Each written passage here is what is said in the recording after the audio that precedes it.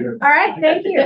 This begins the April meeting of the Wyoming Board of Education. I call the meeting to order. May I have a roll call? Mrs. Broderick? Here. Mr. Feldmeyer? Here. Mrs. G? Here. Mrs. Dollar? Here. May I ask you all to please join me in the pledge? I pledge allegiance to the flag of the United States of America and to the republic for which it stands, one nation, under God, indivisible, with liberty and justice for all. May I have a motion to adopt the agenda? So moved. Second. I'll second. Go ahead and call roll call. Mr. Feldmeyer? Yes. Mrs. G? Yes. Mrs. Dollar? Yes. Mrs. Broderick? Yes. Thank you. All right. Next is our recognition of the public. We have 5 people on. So I just want to go over our policy. It's in the, if you look at your agenda, Wyoming City School District regular Board of Education meetings are not public meetings, but meetings held in public. However, the board encourages and appreciates citizen interest in meetings of the board. This place in the agenda is especially set aside to hear comments from visitors. The speakers, and we'll go in order. Please give your name. It says give your name and address, but please do not give your address since we're going to have this on a YouTube. Just your name. We have your address from when you signed up.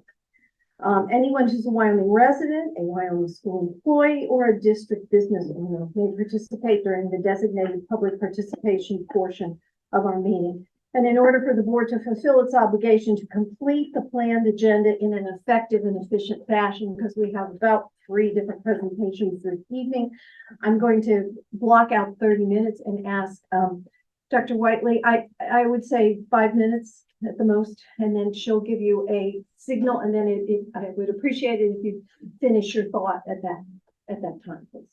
All right, thank you.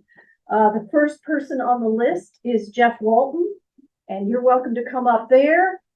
You need to be somewhere up here so that the owl picks you up. Hello, friends. That's perfect since I work at the zoo, so I appreciate the owl reference.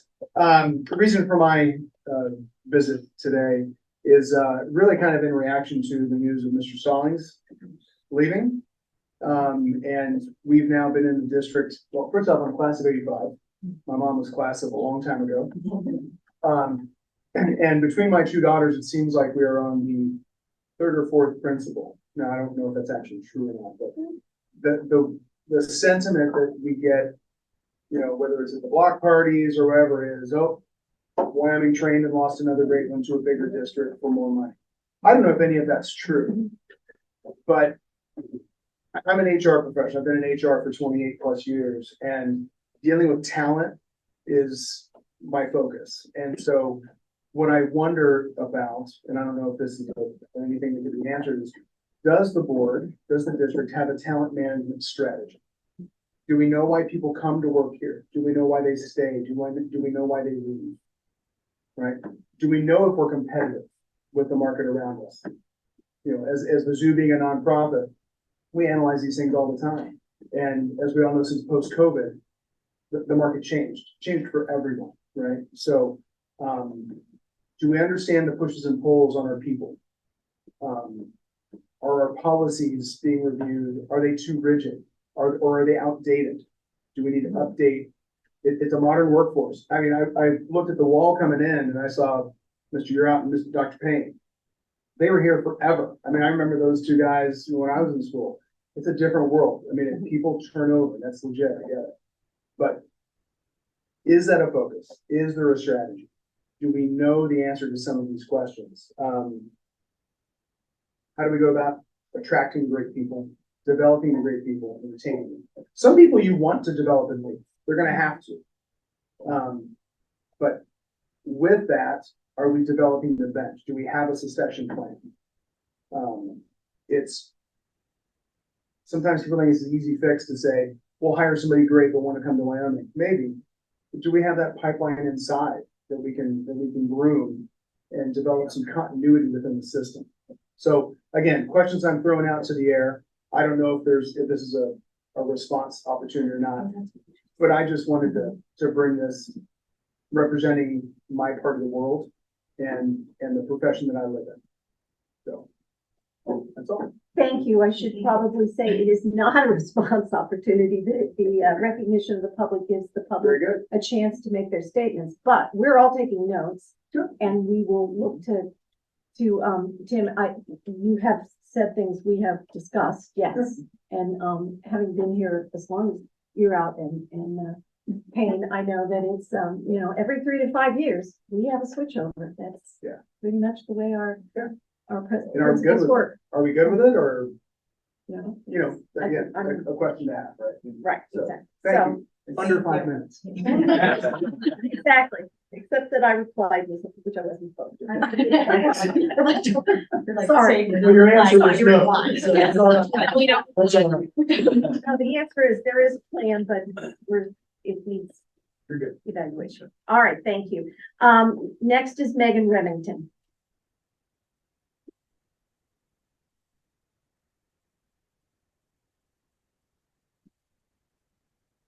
Good evening.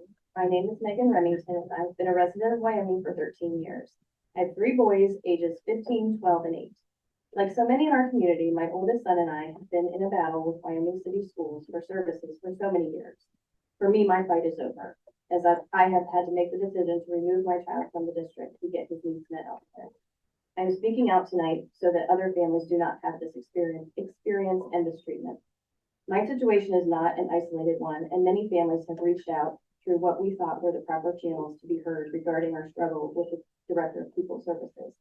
While that may seem like an anecdotal evidence to simply say it's hard for families to get services in the district, this also matches the statistical evidence showing that Wyoming is near the very bottom of the list of all the school districts in all of Ohio for the percentages of kids identified as needing these services. This begs the question, is this person given free rein to take any measures necessary, including running families such as mine out of the district, to keep this number so low? The methods used by the director to ensure roadblocks are put in place to prevent needed services have no limits, morally, ethically, or legally. My concern for tonight is that the director's position is being renewed, even though so many families have come forward recently with documentation of mistreatment. We wrongly assumed that providing such a high level of misconduct would surely lead to the contract not being renewed. I am first and foremost asking that a motion be made to suspend the vote to pass the renewal until more information can be gathered to justify whether or not this is appropriate. There are families, including myself, that would welcome the opportunity to share our individual stories with the board to help make this decision. I've also been made aware that there are some legal protections that may be in place regarding her contract that would prevent a full non-renewal from taking place. If that is the case, then I'm asking for transparency to be given to families as to what steps are going to be taken to make necessary changes. We need transparency on how this position will be evaluated moving forward and what are the next steps if this mistreatment towards family and students continues. It seems appropriate that at this time to do a full equity audit on the special education in Wyoming to present a realistic picture of what is going on. This can no longer be swept under the rug. It is time to make changes to what has become the systemic culture that the Wyoming administration is not willing to support their special needs families. This is absolutely a leadership problem from the director, as she often prevents the excellent teachers and staff at Wyoming from being able to even work with the families and students. This doesn't have to be this way. Wyoming can and should do better for all of their students. Thank you. Thank you.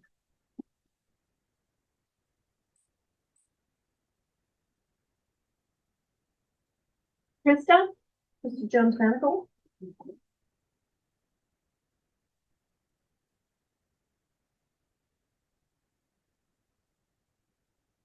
My name is Trista Jones Manigault. I'm a Wyoming resident of over 25 years and have 3 children that have attended Wyoming schools at some point of time throughout their academic career. The only reason why they left the school district to attend other schools is due to the lack of excellence in our special services department. I'm an adult with ADHD. My children all have ADHD and I have 2 with autism. We are not unusual. There are many families like ours. As an American entrepreneur and business owner for over 25 years, I completely understand niche businesses. However, public education is not supposed to be a niche business. It is, and I quote from the U.S. Department of Education's mission statement, supposed to promote student achievement and preparation for global competitiveness by fostering educational excellence and ensuring equal access. I will repeat, equal access. Question 1.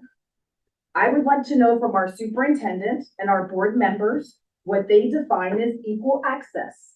For me, this means all children should have educational excellence. Under our current leadership, Wyoming is not following the mission of the U.S. Department of Education.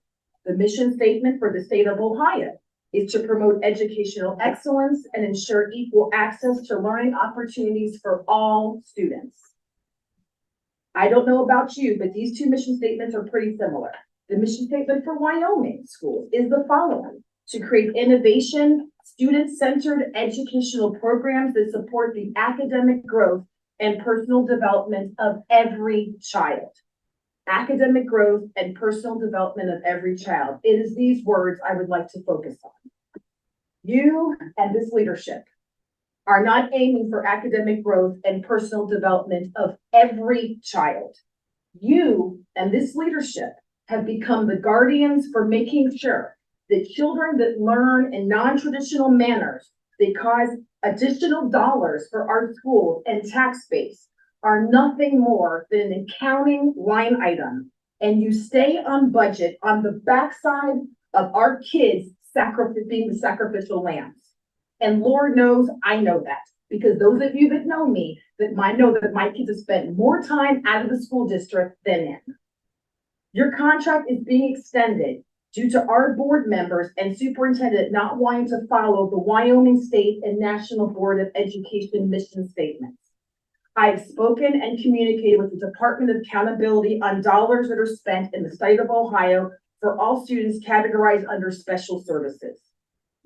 Question 2, what percentage of students in Wyoming are diagnosed as autistic? Question 3, I would like to see the reported Wyoming data of how much you are spending on autistic children in our district. Question 4, I would also like to see the breakdown of what these dollars entail and how you are using them. Question 5, I would like to see the data of improvement with the School of Autistic Children from what funds that have been allocated for them to have excellence, and what accommodations and techniques were provided to the student in order to get these results. Question 6, what percentage of autistic children and all children on IEPs and 504s are conveniently placed off of state assessment in the Wyoming school district? How many children in Wyoming are classified under specific learning disabilities? How much are we spending on those children? What is the ratio of students in Wyoming that are diagnosed with autism? When my oldest attempted to come through Wyoming, the ratio of autism in Ohio was 1 out of 485. The numbers are now 1 out of 38 in 2024. Data from the Ohio Department of Education. What is Wyoming doing to enforce the mission statement of the school, state, and nation for these kids? In other words, it is time, since you want to extend her contract, for you to have complete transparency on her performance and assessments and what methods and strategies she is using to do so. We parents deserve for her to be accountable to our children, that she truly cares about their academic growth and personal development, because business as usual is unacceptable and does not comply with our mission statement for our school. I've spoken to some of the board members directly, and I know you officially don't get it. And you have your right to your beliefs, and I have the rights to mine. But I can honestly tell you, as a person that loves Wyoming, Ohio, loves the Wyoming community, loves education, and I love children, you are the problem when it comes to our special services in our community. You are not following the mission statements of the city, state, or nation. And the extension of that contract with everything we know is a slap in the face for every mother like myself that has sacrificed everything to ensure my children and my neighbors' children that I treat like my own, aim for excellence in their lives, in spite of you all not protecting these children and doing what your mission statement says. Just so that would become. Okay. Thank you.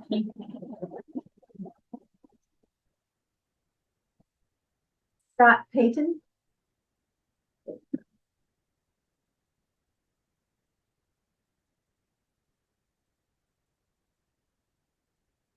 The two tough acts to follow. My name is Scott Payton, been a resident for 13 years. Here to speak in opposition to the contract renewal for the Director of Pupil Services. As a father of 4, I have 2 goals in raising my children. One is for my kids to be happy and healthy. The second is for them to be smart, successful, and productive members of society. My wife and I can't reach those goals without help. We need the schools to help. We need help, and we're denied that help repeatedly by the district. The Director of Pupil Services was a key influencer and decision maker in those denials. Additionally, that decision to deny those services will linger as a disadvantage to my children as they progress in the next phases of their learning career and life. Wyoming City Schools ranked 602nd out of 609 districts in the state when it comes to percentage of students with disabilities receiving services to the total number of students. It's not a coincidence that this employee is in the position to grant those services. For a district that prides itself on quality education and from the mission statement, student-centered educational programs and opportunities that foster the academic growth and personal development of every child, it seems we should strive to be better than the bottom 1%.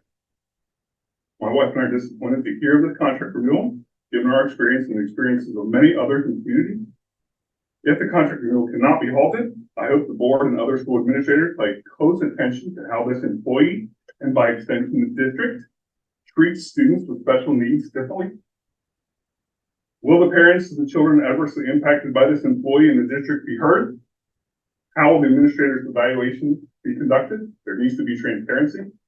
How will things change, and how will Wyoming be better? Thank you.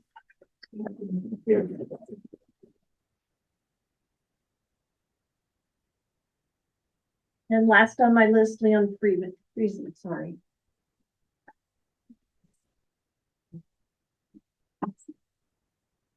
Thank you, Board and Superintendent.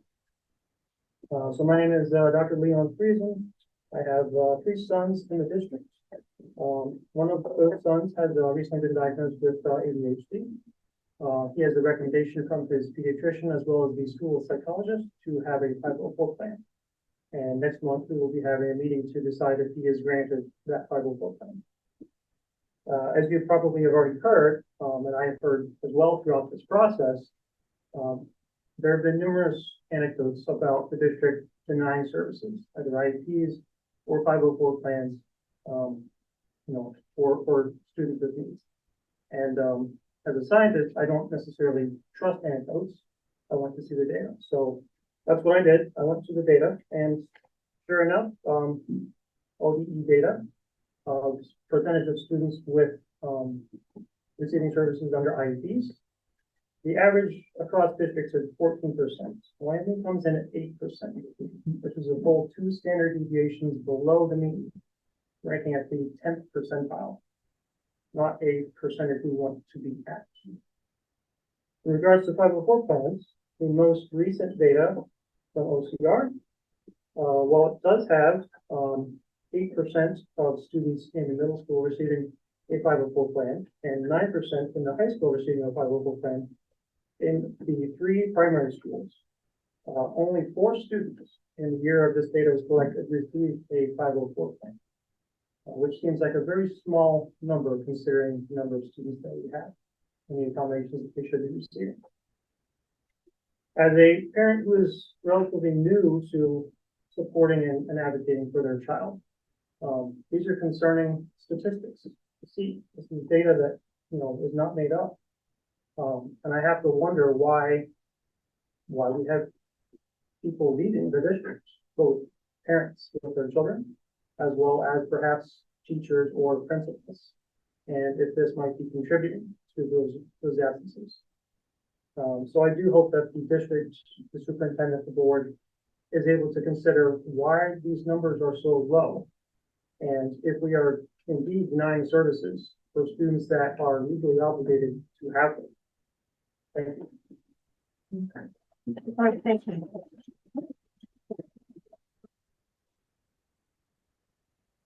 All right, thank you. If I can say first, just want to say thank you. I know we don't really answer questions, but I do want to say thank you to everyone who shared your perspective, your story, and I know it's not the first time that people have reached out. So thank you. I just wanted to say I will speak to future planning that I think connects to the topic of intervention, special education, 504s. I will do that during my superintendent's report, but just thought that was important enough to mention. All right, thank you. Yes, I think we have been in discussions and would like to hear something else. If I go on to the next item, it's our presentation from Toya Wall, who's going to join us. She is our Great Oaks career representative, Great Oaks campus, career campus representative, excuse me. And thank you for bringing your annual report to us of what's happening at the Oaks. Thank you. Whew, I wasn't expecting that before my presentation. Let's take a second. That's fine. Brilliant. I'm going to start by saying, and this is not to invalidate what anyone shared. That's why I'm here. I was going to start by saying that I have a 6-year-old at Vermont Elementary in kindergarten, and I was going to start by saying she's had an amazing year, and I'm so grateful to this district. Excuse me, I'm just emotional. That's still the case. That I'm very grateful to the district. I think she's grown immensely, academically, socially, emotionally. I have a lot of gratitude for the team at Vermont for just any issue we've had. They've been very responsive, and very gentle and kind with her. She is very sensitive and have emotional outbursts, and they have managed that really well. And I think she's grown because of their help and support. So I'm here to update you on our partnership and the work we do with Great Oaks Career Campuses. So I'm going to just talk about what our students are up to at Great Oaks, and then I'm going to turn and talk about the financial wellness of Great Oaks, the district. So I'm not going to cover the strategic priorities. I think last time I was here, I talked about strategic goals, mission, vision, that type of thing. I think I'll follow up next time with that type of update. The big topic for me is enrollment. This was, I think if you look around the country, we've been paying attention to the news. Career technical education has been on the move. A lot more families are interested in that type of education, and it's the case here in this district. It feels like, this is just my perspective, right now it feels like a really healthy appetite for CTE, but then I think we all know what an imbalance could feel like in terms of resource allocation and just curriculum standards, academic diversity. And so I'm going to talk about enrollment because I think it's important for us to understand that at this moment, where there's an increase in interest, it's a moment for Wyoming as a district to be just really proactive about understanding what's driving the interest in Great Oaks, and they're wonderful, but I think we want to know what's driving the interest there, and perhaps we already know that. I don't make any assumptions, but what's right size and right for our students. And I think there's lots of opportunities to be creative about how we curate our relationship with Great Oaks. So since 2018, there's been an 18% increase in student enrollment at Great Oaks, but the bulk of this happened in the 23-24 school year. I'm going to be passing some random papers around, and I only made one copy, so save the trees. But this year felt different because the bulk of that growth was here, and so a lot of was this year. So a lot of the day-to-day practices and planning for the Great Oaks instructors was different. In terms of Wyoming, if you look at sophomore visits to Great Oaks in January when they do their annual open house, so you have to be a junior to enroll in Great Oaks, right? On track to graduation. In January, the January before your junior year, if there was an interest, you would visit the Scarlet Oaks campus over in Sharonville. We had 26 sophomores visit in 2023. That's compared to 14 the year before. I think it was around 14 a year before that, but then there's a significant drop off. So that's just another indication of increased interest. Let's see. And I think the other case is that all of the other affiliate school districts have experienced the same sort of uptick in interest from students. I'm going to pass this around to you. It is the 11th grade enrollment analysis. It looks at point in time campus only enrollment by affiliate district. So what you'll see on there is that this year, about 6.5% of Wyoming juniors were enrolled in Great Oaks for the current school year. And you can see how that compares to previous years. It's a significant increase. It's still a low number compared to the other districts, but you can see that increase in interest. For context, Great Oaks has 4 campuses that serve 36 affiliate school districts. So Scarlet Oaks is the largest in terms of high school enrollment, and that's primarily where our students are enrolled. But I think there is an exception to that. We have a student at Live Oaks as well out in Milford. So that's that on enrollment. At each campus there are 3 deans. Sorry, there's a dean and then 2 assistant deans, and then at Scarlet Oaks there are 3 assistant deans, and one of those assistant deans oversees the satellite program. So there are 100 of those programs. Wyoming has one in business management, and so I'm going to pass out this. This is really just a screen grab. So not every affiliate school district has a satellite program. But I just wanted you to see what some of our other peer districts have in terms of satellite programs as it compares to what we offer. So we offer business management. They can see maybe Madeira, Mason, Indian Hill have a variety at the high school level and at the middle school level. So middle school is usually exploratory. At the high school level, that's really career workforce development, where you're earning actual credit or workforce credentials.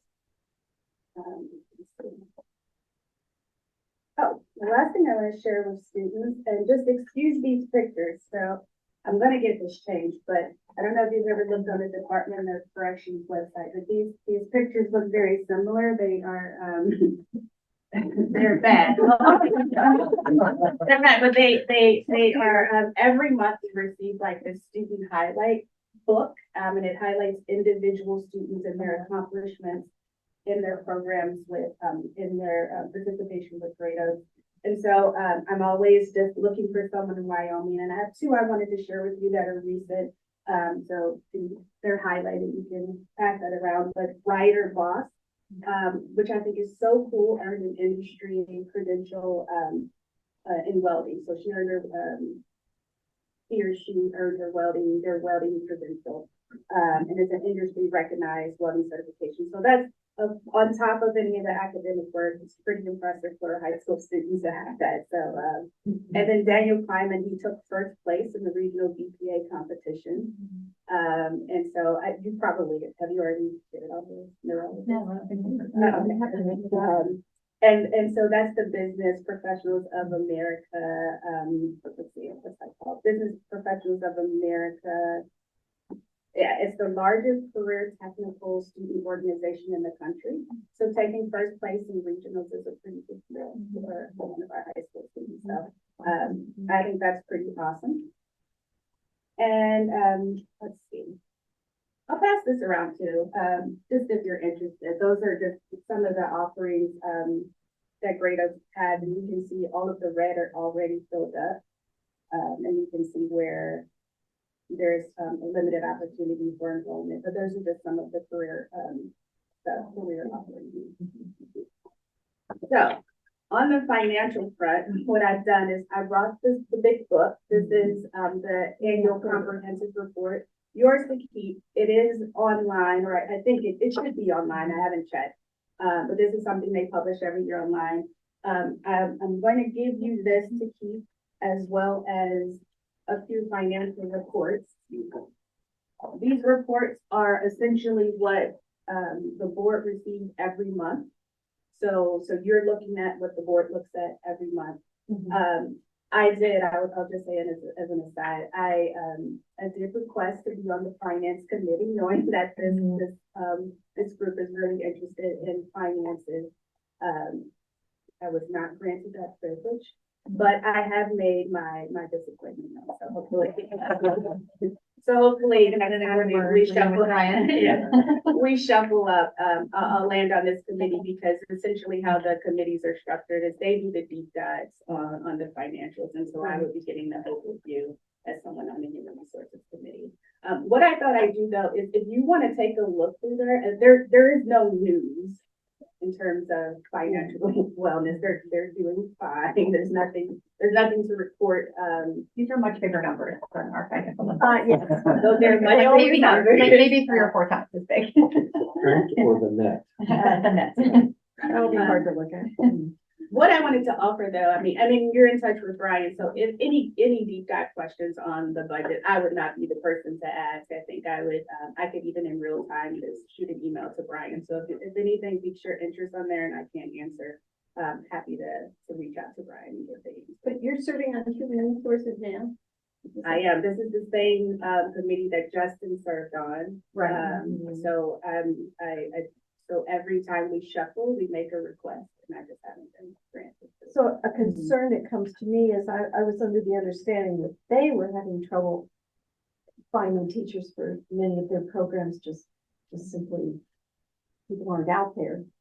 Yeah, some of their programs like science, I wouldn't say it's a massive issue, but there are some key industry positions that it's really difficult to hire for because you can't really offer the salary that folks are making in industry and just the pipeline isn't there. But I think they do a good job, and I don't think it's like a crisis or anything. I think we're in a pretty good place. Okay. Any questions I think about we're all anything? into the, I got the good one. I'll take a look at it after you analyze it for us. I've already seen that. Do they have to follow HB 920? So their funding source, so we have voted mills, so they have 2 voted mills Right. for every school district that they serve. So, you think about just 2 mills from Wyoming City Schools, sends them with our new values. They get $900,000 in revenue in property taxes from Wyoming City Schools. And I think we send them, if that report was correct, I think there's 10 kids that go there. And so, I mean, it's 2 mills across all of the counties they serve. So 2 mills in Wyoming, 2 mills in Forest Hills, so a significant tax base. So it's 2 mills across everyone. I think that is up for renewal every 10 years. They have to vote on that. And it just happened, like maybe in the last 2 or 3 years. Yeah, I did have a printout on that. I apologize, I didn't bring it. Yeah, I but think it was pretty recent. And so then they keep that 2 mills. And so just think about from a property valuation growth across our region. And that explains why their cash balance is so healthy. Now they're doing incredible things and they're putting that revenue back into programming for kids. Yeah. But they're not on a traditional levy cycle like regular school districts. And 2 mills times 36 schools. Right. And think, I mean, we have a tiny tax, we're Right. small in size, healthy tax base, but small in size. And then of course we have Dennis, I was mispronounced his name, Tucker, here on site, running an incredible DECA program. Our DECA students have had an amazing success. They're headed off to, I think, the national competition in California this weekend. Yeah, they're doing incredible programming. Oh my goodness, I just thought They have a lot of resources. They do have a lot of resources. Oh, One question I have is, when you're interested in the financials, what are you interested in? What is it that? how healthy they are for me. Yeah. And the value of the money we're sending to them, what is coming, we're counting every mill. Yeah. Carefully. So if there's some that are being used that we could bring home. Yeah, so it's not, I just want to make sure folks understand, it's not, Wyoming City Schools doesn't write a check for Great Oaks. It comes, like, it's your tax bill that, you all pay directly to Great Oaks. we just, I'm happy to hear that we've had some increased interest in Yeah, some of their yeah. programming, because again, our taxpayers are sending lots of resources there. And I know from their perspective, they're trying to make sure they offer a broad base of programming across, across all of their satellites and. Yeah. If I'm calling it the right thing, the other campuses. So just making sure that they have a robust offering that, and they do, I mean, those lists were really, really They impressive. do, and I mean, it's not like we could change their curriculum or programs they're sure. offering, but I think there's a lot of creativity in how we curate the experience our students have with them. So I think it's being creatively about how to do that, and maximize the investment we're making in. Well, the business management class that's held on our campus, but is connected to, is highly successful. Yeah, and that features an internship, I believe, and 2 internships, and so it's really cool, and college credit. That's a great opportunity. 3 of them are, headed to a national competition. And spoke to us about, how this experience in DECA influenced their college plans. Yeah. They talked about Cowboys, they were sharing their experiences and how the success of their DECA class pointed them in their career path. So it's super exciting.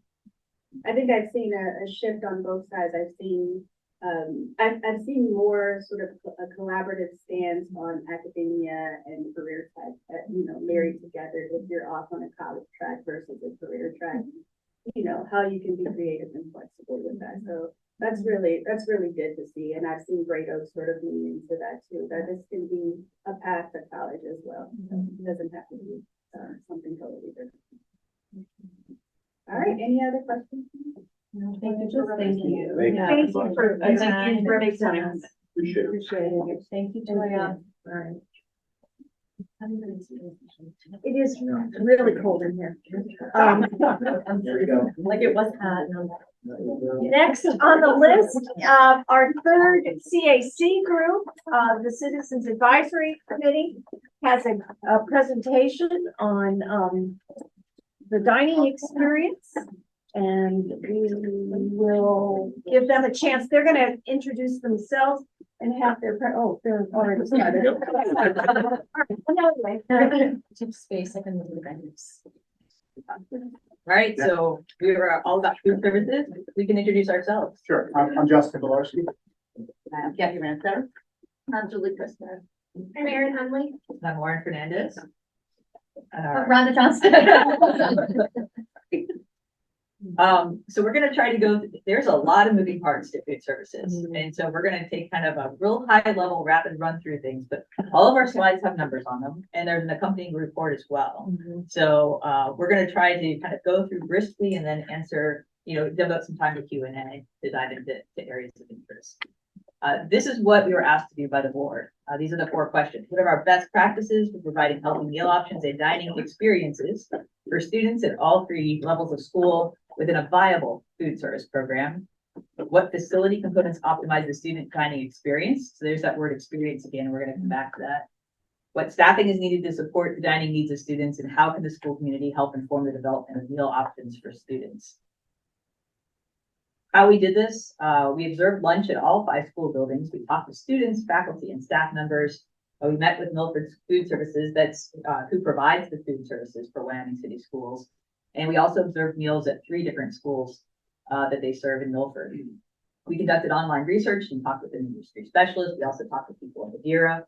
And we conducted a survey of parents and students from grades 3 to 12 using Google Forms. We had a pretty big response rate for that.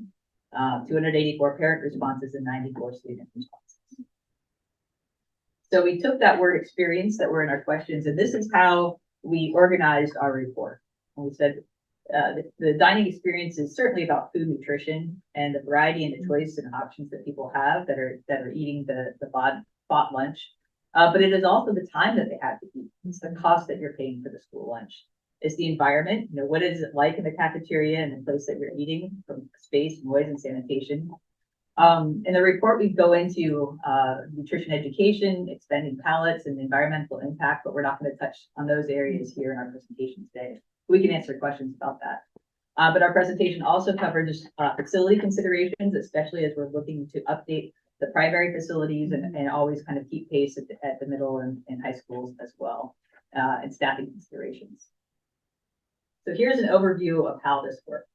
And I think it was 2012, was when Wyoming went to, switched over to use Milford Food Services instead of providing that in-house. And my understanding is a lot of that decision was financially motivated. And also, this is a position in order to meet these federal programs, it requires a great deal of expertise in nutrition. There's also kind of a bigger bang for the buck as well, as there's a number of area schools that use these services that can take advantage of those specialists and the delivery of food at a bigger scale. So Milford provides food to all of our schools. It is stored. We have storage at the high school and the middle school, but there's a lot of trips that happen back and forth to our elementary schools on a daily basis to bring those meals to those schools. The time for lunch varies. At the high school, they've got 30 minutes. At the middle school, it's split. They got 20 minutes for lunch and 20 minutes for recess. And then the primary schools have 25 minutes each for lunch and recess. And you can see the prices down there. At the middle and high schools, you have some opportunities for kind of a more enhanced lunch. And they've simplified that to over the course of the school year. I'm going to turn it over to Kathy to talk about nutrition. Okay, so nutrition, I wanted to back up a little bit to when Lauren was talking about Milford Food Services. So Milford Food Services provides our food and it was a financial decision, but it's also a compliance decision. It's also a way to capitalize on commodities because they can have a lot more buying power, so they can buy food at a lower cost. And for everybody in the audience, as well as our board, which I think the board knows, Milford Food Services is funded through the funding received through the National School Lunch Program, which is they have to follow the guidelines of the USDA for a free and reduced price lunch. There's some subsidized funding that comes from the National Lunch Program, and then whatever parents pay through the Pay Schools app. So Lauren will talk more when we get to the cost component about this sort of paradox of the more participation we have, the more we can provide quantity and quality wise, but it's getting people to get there. So we'll talk more about that when we get to cost, but I think it's important to note that Milford Food Services is expert at ensuring this compliance, and they have registered dietitians as they look at the menus. Now, the USDA requires these quantities of each food group in each meal for it to constitute a full meal. They have calorie requirements which vary by grade and age of students. There are some limits on sugar, sodium, saturated fats, trans fats, protein, and whole grain requirements, which are in theory great. As we know, this is something that can be served at a school and it looks like just a piece of Domino's. But you see the two words that are important is that it's a smart slice. So there are foods that are made for school meals, lunches and or breakfast. We don't have breakfast here, but a lot of schools do. And my classic is the super donut example. The superintendent and Kevin bragged about the super donut, about how great it was because it met all the requirements. It had whole grain, it had protein, it had all these nutrients added. But kids see a donut and they don't see like, oh, when I go to donuts on a Saturday, not at school, it's not going to be the super donut. It's going to be a donut full of sugar and fat. Similar to this with the pizzas. When the students receive the pizza at school, they're receiving a nutritionally balanced meal with that pizza, provided it's also served with vegetables and fruit. So this is what's important about having somebody overseeing our food services, somebody who knows what they're doing and can get access to the foods that are going to meet the requirements to serve nutritious meals to our students. And one of the criticisms is that you get pizza, the superfood, but also that it's much more difficult. Fresh foods certainly meet the requirements, right? That they're much more difficult to store. You also have to have different kinds of facilities to cook them, and then it's expensive of buying them, and then people to prepare them, to prep the meals. And there is certainly the reliance on heavily packaged or heavily processed prepackaged foods, which I have met with Milford Food Services, and they are very much aware that that is a criticism, and they're working to narrow where they purchase and procure foods from to within 150 miles, and looking at different ways to store foods. They have massive storage there. It's about how you store it, how you get it from here and keep it fresh. So there's an option. But just to give us some context, these are meals from all over the world, other countries, other schools struggle with the same kind of things. What I think is really fascinating is like, I don't think I have a little laser here, but in the upper left circle of all the other meals around the world, where we have a cookie, and in the lower left, we have, I think that's mashed potatoes. You look at the other meals around the world, it looks a little more enticing. Now, granted, this could be the best of the best around the world, right? They're going to struggle just like we scaling, feeding a lot of students in a short amount of time can be very difficult. So this is just an example of a typical lunch when Erin talks about variety and choice. She'll see the same similar slide in the next couple minutes here. But this gives you an idea of what constitutes a full meal. So it must have a main menu or main meal. There has to be vegetables, there has to be fruit, and there has to be a dairy of some sort. If there's any carbohydrate, there has to be a whole grain in it. So sometimes it will be as a separate item, sometimes it's part of the main lunch entree. So if you look at a pizza versus the next day it's gonna have cheese fries. You can see my face. Everybody on the house is on my face. But this is to give you an example of a daily meal. Now this is what's really cool. This is where we just cut right to the chase. Our recommendation is we stay with Milford Food Services. They're willing to partner with us.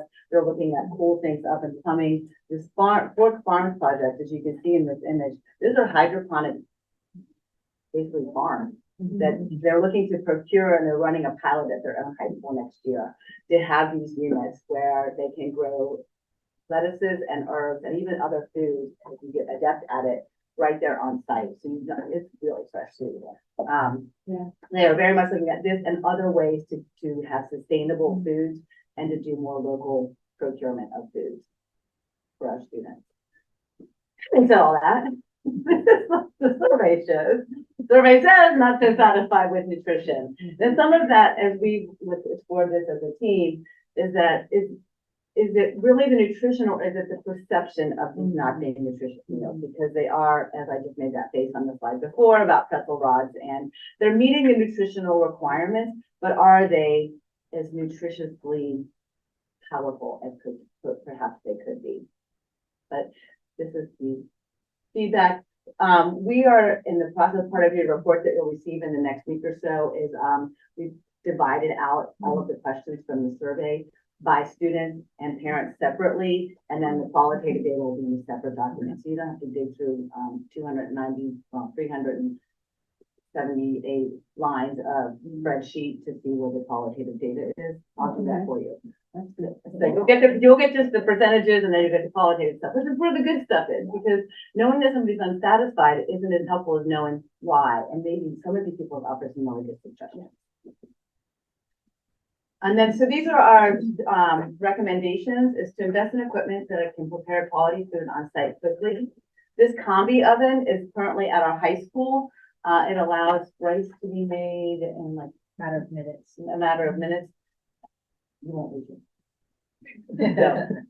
It allows meals to be basically prepared. They are not just like we did there. In the primary facility plans, to make sure we leave room for the future, for the options of preparing meals on site. Justin will talk a little bit more about that. Definitely trying to find ways to reduce the heavily processed foods, to continue to work with Milford Food Services. And whether this is possible or not, it would be ideal if we could provide nutritional information in the app where the parents and the students see their menus each week, so that they could see like, oh, it does meet this calorie requirement. It does have this much protein. It does have this much fiber. It does have this, at least the macronutrients could be listed. I'm not sure that that's physically feasible somebody has to put that data in, but if it's possible, I would highly recommend that. But that also demonstrates adherence, and that's also a way to educate students and families. And I'm going to turn it over to Erin about lunch choices. So I'm talking about lunch choices. There are limited options in primary schools where other lunch options is the same every day. So I'll get into that. We have the three basics. If you take the hot lunch, you always have a fun tray, which is like a yogurt, cheese stick, goldfish, sometimes a bun, You have a PB&J on The Crestable. smart kind of goldfish though. The smart kind of goldfish, yes, not just regular goldfish. Again, PB&J on Crestable is the choice with that cheese stick and smart goldfish. And then obviously the choice of the fruit and vegetables with it. And then a hot dog is kind of the everyday options in the primary. This is like, again, the hilltop. This is any of the primary hilltop for them to see what it is though. And then you also have your hot lunches that are each week.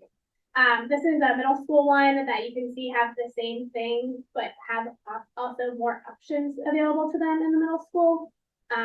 So you can see that they have like turkey and cheese sandwich all the time. They have pizza dippers, cheeseburger, spicy chicken sandwich, home style chicken sandwich, and then a crispy chicken wrap for like everyday kind of thing. Most of them are the same things, but in case you don't want that lunch. And then lunch at the high school, again, same thing, is that there's just some more options. Obviously, all that's offered with vegetables and fruit for them to take too. According to the survey we did, the satisfaction with food options, pretty unsatisfied, neutral kind of for that. You can see the primary, the middle school, high school, and then the mixed. Again, some of the things is that they just want the variety of options from week to week. They're all kind of the same in the primary and other places. It's different forms of tacos or chili cheese or hot dogs, corn dogs, kind of things like that. And then it did get better. It improved from primary to middle school for more options. Our recommendation is to keep working with Milford's food services to select the food options. Different schools serve different foods. I will say again, Milford is very eager to work with us. So establishing the committee of students, staff, parents to work for Wyoming and Milford to collaborate, consider team nutrition, fuel up program models to get a framework, and then provide more options for the primary menu, and possibly we heard like additional options for vegan and gluten-free options for the schools. We can work with them right now to change the menu for next year, but it is all decided a year in advance. So you can play a little bit with what we have already done, but once it's kind of decided, it's decided for that year. Oh, and then sorry, they educate families on how to find the menu because that was where they couldn't figure out how to do that. All right, so I get to talk about time. Time is one of those things that just is like a common theme across any topic you want to talk about, especially in education. So, time to eat. I'm a teacher. I taught in Hilltop for a long time, and now I'm at the middle school this first year at the middle school, and I talked to the middle schoolers, grade 5 through 8, and I was so excited about how enthusiastic they were and how eager they were to share their opinions, both good and bad, like they were just really happy to talk about it and that somebody actually took the time to ask them about their thoughts on anything. So it was really good to see. The dining time was shortened this year at the primary schools.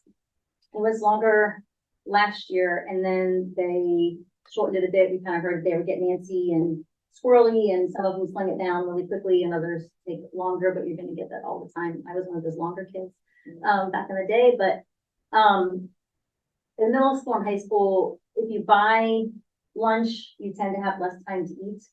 Getting through the lines is a challenge. So I teach 5th grade. We initially started that, I don't know how it was, but 5th grade had recess first, I believe, and we had a line of 5th graders lined up on the playground from the very beginning of recess. They did not play, they lined up because they wanted to be in line to get to lunch first. So that happened. And then we started rotating who ate lunch first per quarter. So that was one of the reasons why 5th and 6th has switched per quarter who eats lunch first, because those 5th graders were lining up waiting to get in and get through the line. In the survey, we heard a lot of people said they didn't have enough time to eat, and they're stressed about it. So let's see, we talked about line flow and limited space, especially in the primaries. I know just from being there, it is often very tight in the primaries, if you agree. And then even at the middle school, there were some concerns about like, well, can I go ahead if I, just logistics of how to do that in the middle school. So the problem is when we buy, we have half our time spent in line approximately, and then half the time to eat. So our time is cut in half. If you pack, you sit down and you start eating right away. So again, there was some dissatisfaction as far as like the time to eat lunch. It varies though across the board. You're gonna ask them, it depends on who you ask, right? So, and I know that sometimes we have students who that's their time to interact and socialize, and so they take up some of their time that way.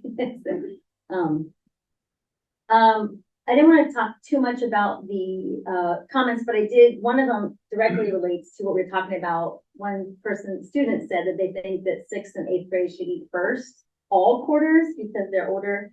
That's they don't want to wait in line to get in. And then it's a challenge just knowing how it is with scheduling. A student comment was that, we should just have a lunch and recess time and you can decide how much time you need. I mean, that's a really good idea, but it can get very challenging depending on how many kids decide they need, 35 of the 40 minutes of lunch, and then there's seating arrangements and that kind of thing, especially at the time that it's an issue. And then supervision and all those kinds of things that go into it they don't quite understand. But there were some who said we have time, but many said we don't, and I'm stressed out about it. There were some that said people shouldn't use an environment, which is too chaotic. But anyway, there we go from there. Recommendations: reduce the time in line somehow. Either we have different configurations of the line and how they go through, maybe more efficiently, or consider using vending machines. That was explored in Milford, Cincinnati Public. Different alternative line flows. And then I know that at middle school they have like different sections where they have, because I went through the line as well a few times. They have certain things you can take, grab and go, and then others that you have to go through the line and construct your whatever, put your things on your burger and such. So we have on the left Milford High School food stations, and then Milford drink and a la carte snack areas. We did have I kind of glossed over that, had some issues with theft in some of our schools just because the access of how things were placed. And so it's another consideration we might need to look at. Yep. We're talking about the environment and lunchtime experience. The general trend in Wyoming is that the lunchtime environment was crowded, and this was consistent within the buildings, within the district, and also when we visited Milford. Crowdedness was a particular concern at Hilltop, where the school nurse was concerned about the packed spacing and how it might contribute to lice transmission. And everyone we talked to, no one ever said, man, we have way too much cafeteria space. If you look at Milford, they're under the gym. So, it's pretty common thing. As far as satisfaction goes, again, like many of the results we got, they were varied and open to interpretation, but a sizable number of surveyed did not have a positive reaction to the lunchtime experience. And only 48% had a positive experience overall. Sometimes the results are, it's great, good job.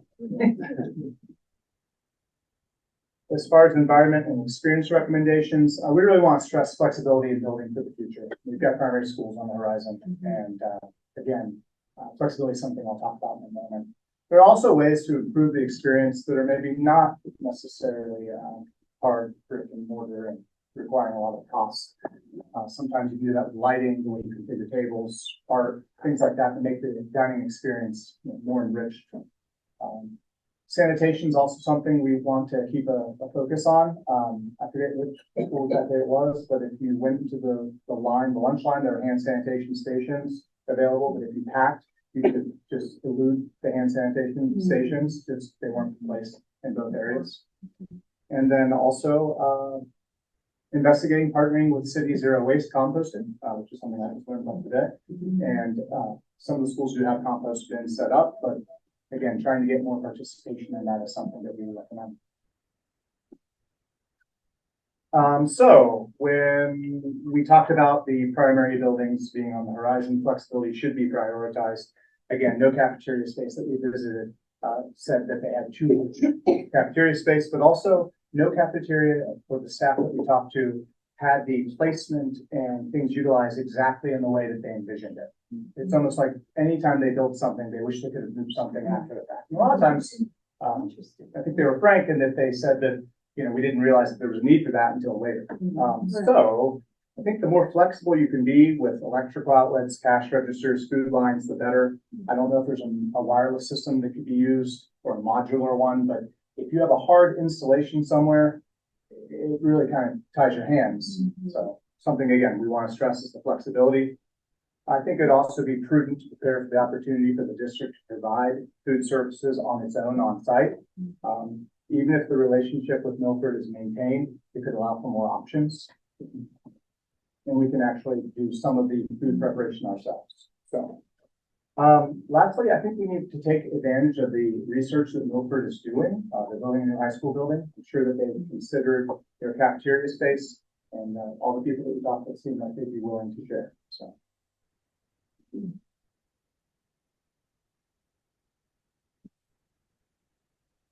We think in terms of facility considerations, before you come up with a hard and fast design for the cafeterias in the primary schools, you should talk to the primary schools and see what you can learn from them. If you look at the three pictures, these people are wonderful problem solvers. They come up with systems for dealing with limited space, limited bathrooms. As you can see, bathroom passes there showing which bathrooms are available or open, with lunch boxes and book bags, getting them to and fro. And then also just time, you know, having a clock like that is super beneficial for students, especially at a young age, to keep them on track.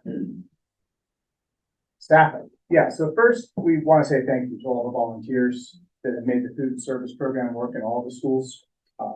And also one of the things we learned is that staffing services provided by Milford Food Services are based on student participation in the lunch program. So it's kind of like a which came first, the chicken or the egg type thing, where if you have more students participating, then you have more staff assigned to your school district. So. Awesome. So Kathy talked about this before, is that our contract with Milford Food Services includes the expenses, and the funding comes from the people that are participating in the program, whether that's being supplemented by the National School Lunch Program, or they're paying those costs outright. Overall in the district, there's about 12% that participate in the free and reduced lunch program.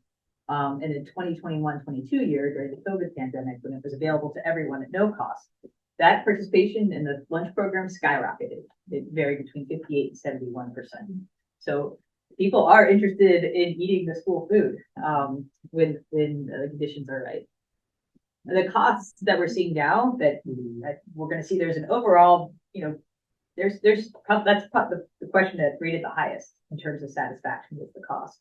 But we're still benefiting from COVID funding this year, and food costs are rising. We see that in our own family budgets as well. One of the benefits of going with Milford Food Services is that they're a nonprofit. So any profits go back into the budget for our school lunch program. I think that's a big advantage. I think it's wise for the Board of Education to look at competitors on an occasional basis, like ARA, Mark, and others. But it seems like this is a pretty good way to go. This is the percentage of Wyoming students that are purchasing a full lunch. So this is not just like I'm grabbing an extra drink or a yogurt. This is a full lunch.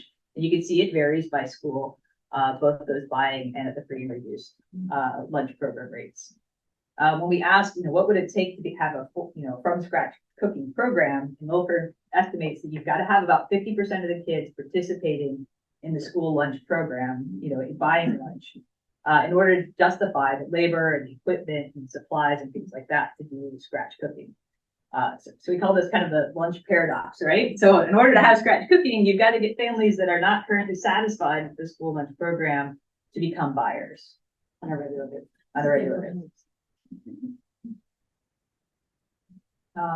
That's not to say that there's other things that you can't tweak, right? You can't, you know, there's certainly possibility to offer more whole fruits and vegetables and things like that. And that's one of our recommendations. This was the satisfaction with the pricing. You can see compared to the other charts, there is general satisfaction with what school lunch is costing. Our recommendations, is to continue contracting with Milford Food Service and of course, look at competitors on an occasional basis. Investigate ways to assist families in applying for the National School Lunch Program. This is not information that the school has access to. Sometimes when families inquire about fees, then that's natural opportunity then to help get them enrolled in this lunch program. But there are likely additional families out there that can qualify. And looking at ways to make that easier and more visible as students are enrolling in the school systems would be good. There's 3 different systems that we're using commonly, right? There's the pay schools to pay for your lunches, there's Easy Pay to pay for your school fees, there's the My Schools app to get the menus. There might be a way to consolidate. Easy Pay does not meet the requirements for the National School Lunch Program, but pay schools could be used for student fees. So if we're looking to consolidate systems, that might be something that we can do in the future. I know I get confused when it comes to paying things for school. So these are several themes that we have across our investigation. Expanding the time to eat at the middle school and the high school is, I think, a major finding.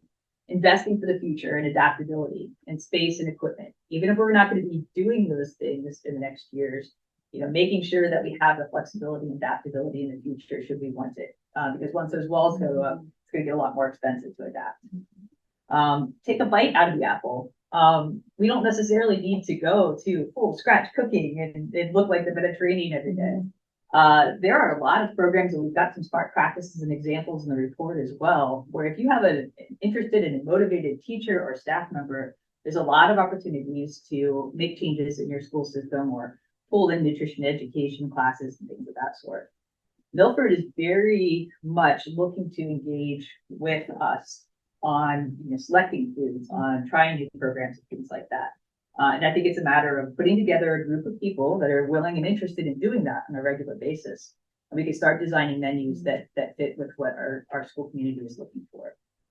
John, this question, I think this theme was brought up for your responses when we were doing our draft presentations.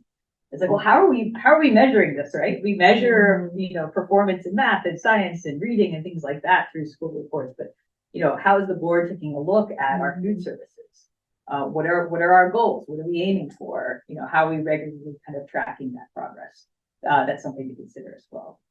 On the following slides, we've got the summary of the recommendations, but we've already talked about those recommendations.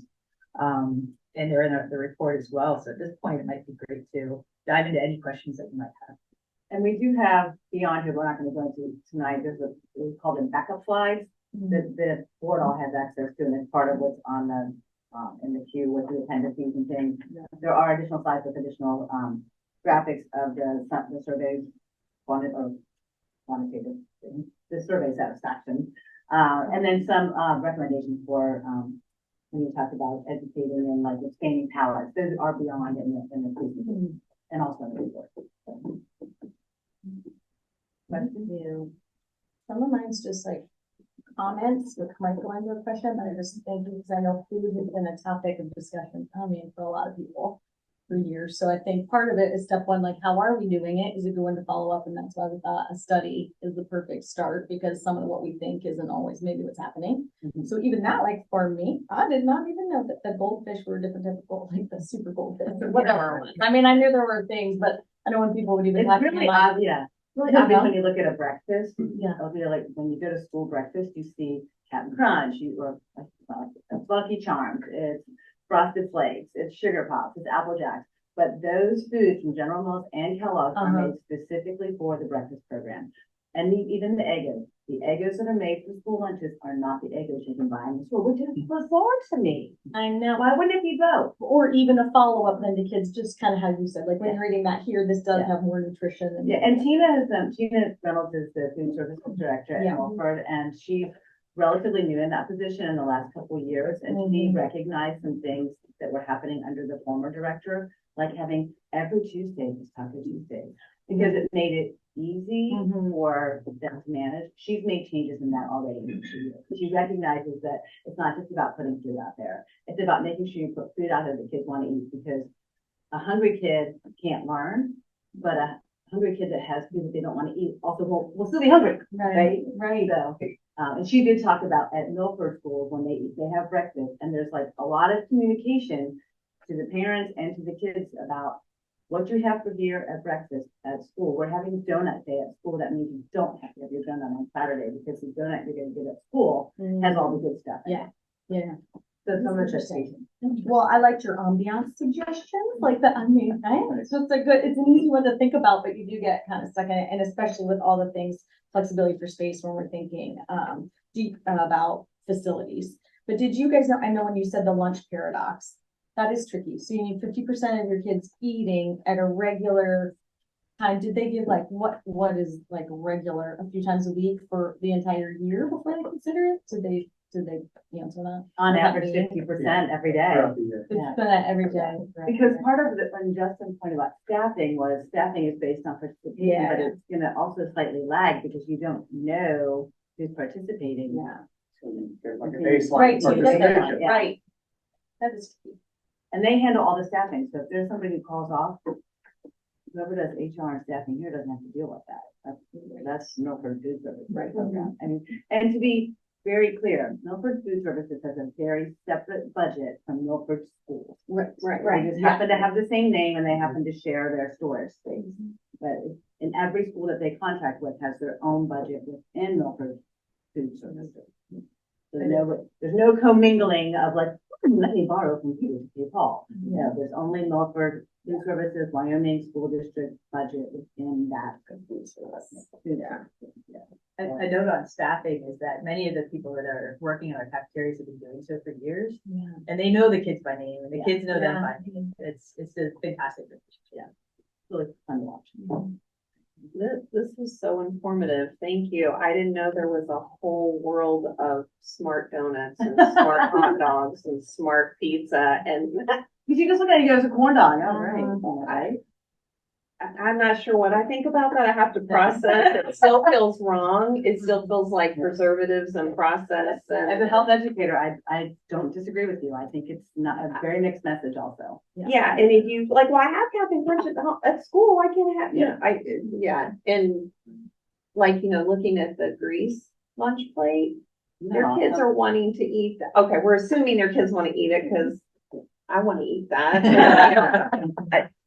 So I just, first of all, love your suggestion about a committee. I don't know, do we already have a committee? Because these food choices, the menu is exactly the same as my 25-year-old had when she was here at Hilltop. So it seems no different. And I feel like, gosh, if there have to be maybe some more options out there. Well, and I think that's where the Tina Reynolds is very eager to have conversations with us and see what can we do within those choices to make that look a little bit different. Yeah, and I just wonder if there are more Lots of people. feedback and lots of, I mean, you already have a Opportunity. wellness committee in place. Yes. I mean, that could be, not expanded, but Sure. more regularly meeting that could have people, because wellness committee is under the jurisdiction of the USDA. I mean, you have to have a wellness policy and a wellness committee because the USDA requires it for any school that participates in the free and reduced price lunch program. And it's about physical activity, nutrition food services, nutrition education, and community engagement. I mean, so you have the perfect framework. Right. Yeah. Yeah. And it sounds like you have a lot of kids that are interested in providing their. Yes. kids. And I And I think it'd be fun to have would kids not- around, to be honest. I would not Yeah. discount their voice. Yeah. Yeah. We need to ask our young people because it was amazing to see what they had to say. And it was some silly and some whatever, more of those, more that, more ketchup, whatever. Yeah. But there were a lot of very serious considerations that they had. I would eat butt. Yeah, the time. I mean, And anecdotally, when I observed at Elm, at the end of the lunch, the second lunch, it was pizza day, and they had broccoli as their vegetable to round up the meal. At the end of the second lunch, they had some broccoli left in the tray, and Miss Tracy went around and walked out into the cafeteria. And said, "Have broccoli," and you should have seen the number of kids that raised their hands to get seconds on broccoli.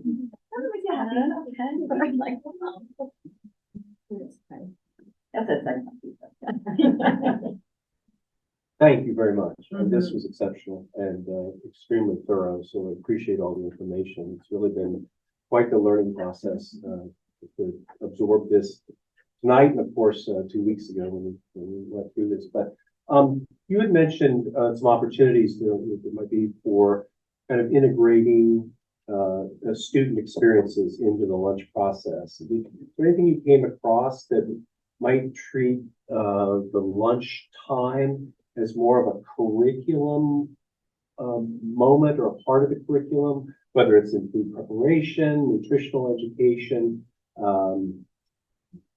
decorating? I mean, class could decorate the tables. Anything that you saw with maybe other school districts doing or other experiences?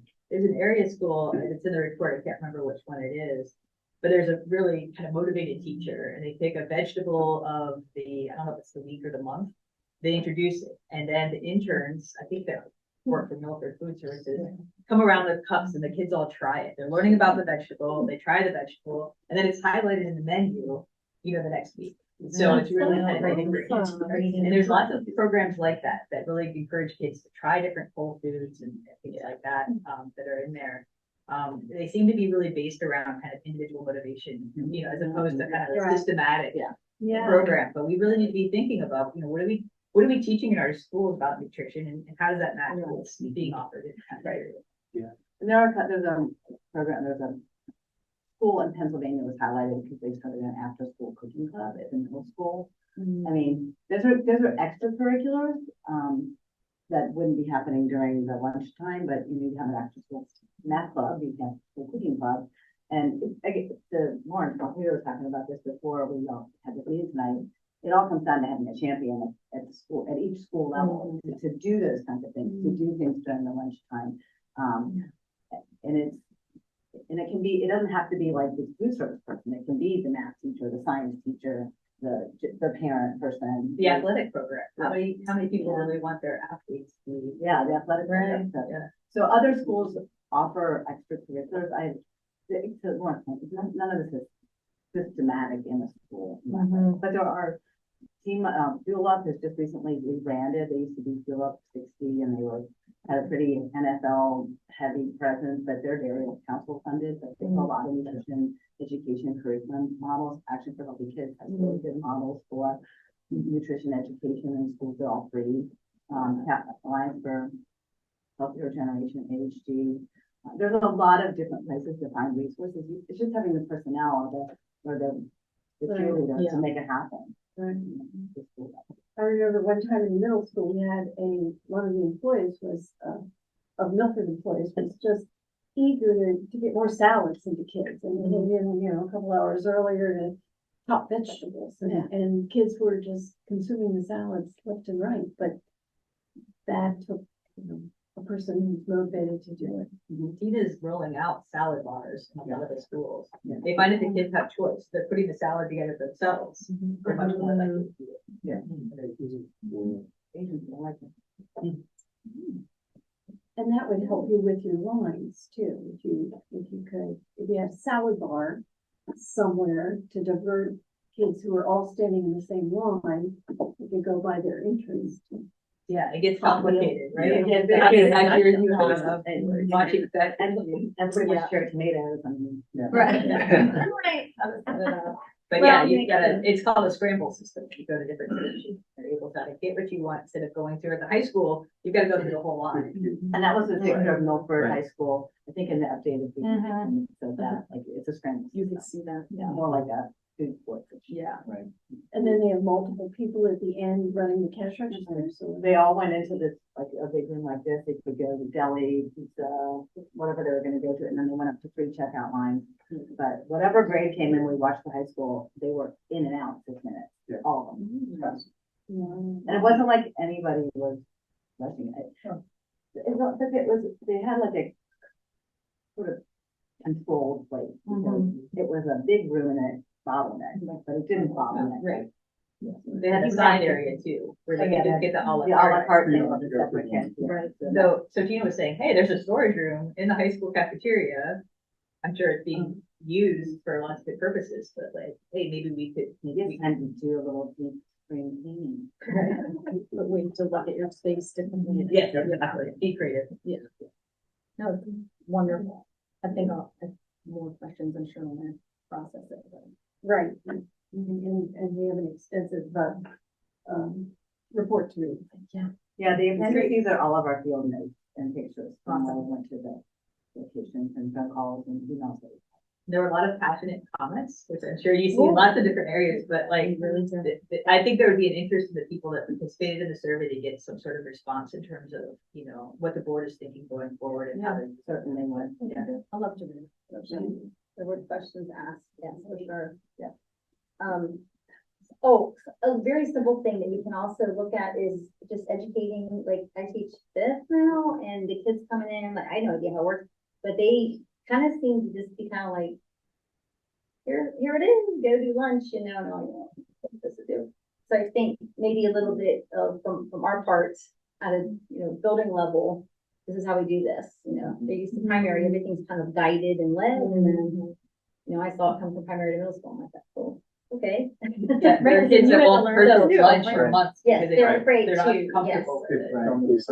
So like not using a locker. Yes. Oh, yeah. You get nervous. Because they don't know what to do. Yeah.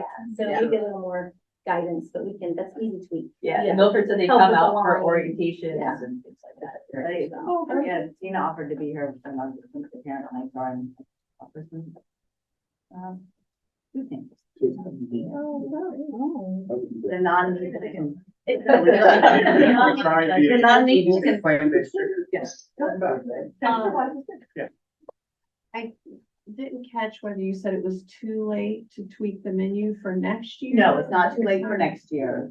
And part of why when it's like they set the menu for next year, it's because they have to set the procurement and purchase of food for next year. So it's not like if you, this is a comment on surveys, how many times can you serve cheese bread? Well, it's because we have cheese and bread. So how many times how different can you prepare it? So we can tweak for next year or change for next year, but it will be based on what Milford Food Services is able to purchase and then what they can supplement throughout the year to make it have variety. Like she got, we tasted sous vide beef that comes in these big bags, and then we just sous vide it and it's beef without seasoning. But this is where you want to think about having ability to use some preparation in your own cafeterias, because then you can use seasoning on site. We had a big bag of sous vide beef. We had like a Philly cheese sauce, and then there was like an Italian beef sandwich, and then there was some other like a Mexican kind of thing. Very tasty. We ate well that day. But those deadlines are coming up. But they are coming up, and you know, good job. Thank you. Thank you. Yeah. Thank you very much. I appreciate it. Now, there's one more CAC meeting where we'll thank everyone for the work, but we'll also look over the guidelines and things we've learned through the year. And then, of course, this will come back to all of us at the retreat. And Tim will be pushing some of the things towards the individual building teams as well. Yeah, so, and just to reflect, it's been, student internships, artificial intelligence, and now food service. All Right. Powerful studies. And I think, in some cases, certainly the wellness and the artificial intelligence, we also already have some committees in place, but, now possibly some different direction. Yep. Okay, all right, thank you. Heather, it is now time to finish out our review of our bylaws, of the 0-100 bylaws. We're gonna go to. Do you guys need a minute to get them? 0116, yes, if you give me 1 second to pull mine up, yes, please.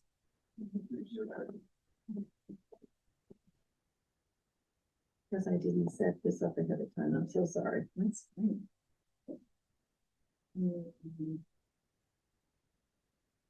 Starting at 168 minutes.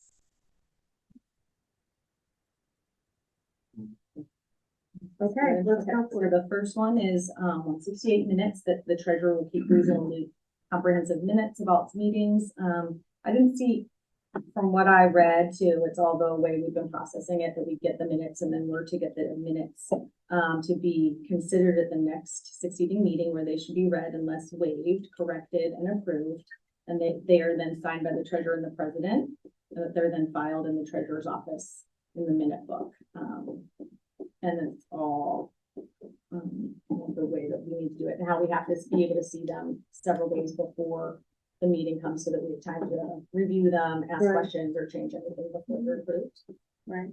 So- If I might make a suggestion, So, the minutes of the board meeting shall be considered at the next succeeding meeting. yeah. We don't do it that way Well, because we do them at the next regular, regular at the next versus regular planning. meeting. So this is a good one to just tidy up that language. Yeah. Okay, so that might just be Because a we don't adopt the minutes of the regular meeting at the planning meeting. And I know this is, I mean, I think our practice has been that way for ever. But to change the Well, that's Robert's semantics rules to, of order. too. Yeah, so I think if we can just make Yeah. that correction, that Okay, it's the next regular meeting. that looks like a Yeah. one-word change. Okay, Okay, great. And thank you. I do keep them in a minute book.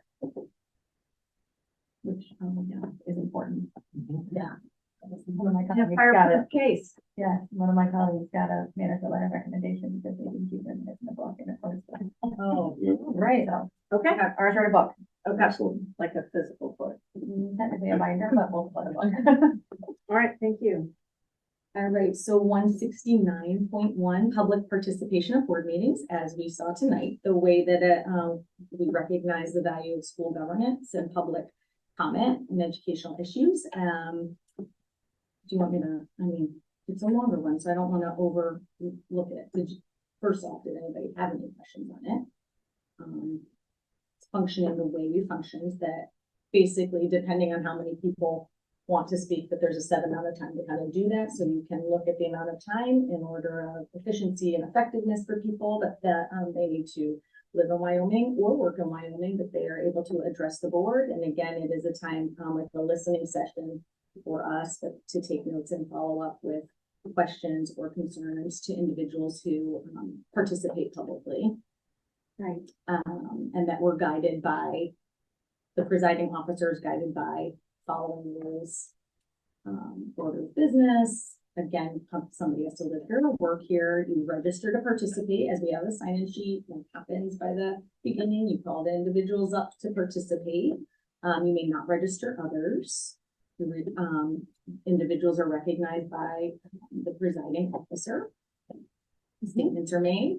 We say limited to 3 minutes, but sometimes I know, so I didn't know, that was, I guess, my only thing. I know we've said in here, it says limited to 3 minutes today, depends. Sometimes we have one or two and we give people a few more minutes. Sometimes we've had like 30 people speak, so we reduced it, due to time. I don't know if that was kind of my only bit of being, a mention to give people adequate time to present and also not be here till midnight, I guess. Yeah, Right. Anyway. I think at the bottom it says presiding officer may waive these rules. which Oh, is yeah, approval of the board, so Right. I think you have some Yeah, so you can flexibility, flexibility, like, Which you can. if we don't have the. Yeah, and that it has a limited time to 30 minutes unless Yeah. extended by the presiding officer. While every school district in Ohio has recognition of the public, how they set it up can be determined by the individual school district. Yeah. So, for instance, in a larger district, sometimes you have to show a driver's license and prove right, where sure. you live. Yeah. and Things like that we don't do here. There's also, the audio and video recordings are permitted, but the person who is recording should check with the superintendent ahead of time. We've always held to that, and I think, those are all, that pretty much is what we've talked about. Yeah. Do you guys have any questions before I move on to that one? Or No. The only thing I would consider, I don't know if it's a necessary add, but we have had parents who don't live in the district who want to speak, and they're not really included in this. Some of the detail, but or like if their child Like, say they're attends divorced. Wyoming, but they're Right. divorced and one does not live here. I mean, technically, they're, Well, then I student, think if their you're a child parent. goes. I think so. Parents Right. are allowed. Right. it doesn't say that. But the way it's worded. is not. Oh. Well, let's You get back. have to be a resident or a business owner. Yeah, so maybe it's like the I can student. Well, then maybe we want to add a line in Parent of a Parent of a Student? student. Current student, right, yeah, parent of a current student. Okay. So that would be in B, is that what you're talking about? Yeah. Okay, you're making note of that. Okay. All right, good catch. All right. Okay. Next is 169.2, open meetings and sunshine law. The sunshine law applies to the board and any committee or subcommittee created by the board or required by law or rule. A meeting to which the sunshine law applies is any prearranged discussion of the public business of the board, committee, or subcommittees by a majority of its members, including but not limited to regular and special meetings, work sessions, retreats, planning meetings, and study groups. A series of prearranged meetings attended by a minority of the board to discuss the public business without giving proper notice is a violation of the sunshine law. A majority of members may gather at social or other events, but may not discuss public business. Correct. So that was like pretty straightforward to me based on how we function and what we need to do. Did I miss? No, that's the law. Well, I just want to make sure I didn't miss any like verbiage that might have been. Okay. So then, next, we're almost there. 171, review of policy. That the board will evaluate how policies have been implemented and their general effectiveness. It will rely on the school staff, students, and community to provide evidence of the effectiveness of the policies it has adopted. The superintendent will continually call the board's attention to any policies that need revision. The board directs superintendent to recall all policy manuals periodically for purposes of admin updates and board review. And I'm just gonna say, I know at least with us having the policy committee that we have our big updates typically at least twice a year with Neola, and then sometimes a policy will arise that needs changing or on a study level might have semantics to change, and that we get those, but at least we're looking at things twice a year. And then even for us to do this, that was good, Amy, I think, for us to look at the bylaws, because sometimes it's easier to not review these for a chunk of time. We could go through all the policies if you want. We could do the 0-100s next. There are a lot. All the looks. I mean, it is good that there are a lot, only a so it couple gets hard to thousand. remember what's all there.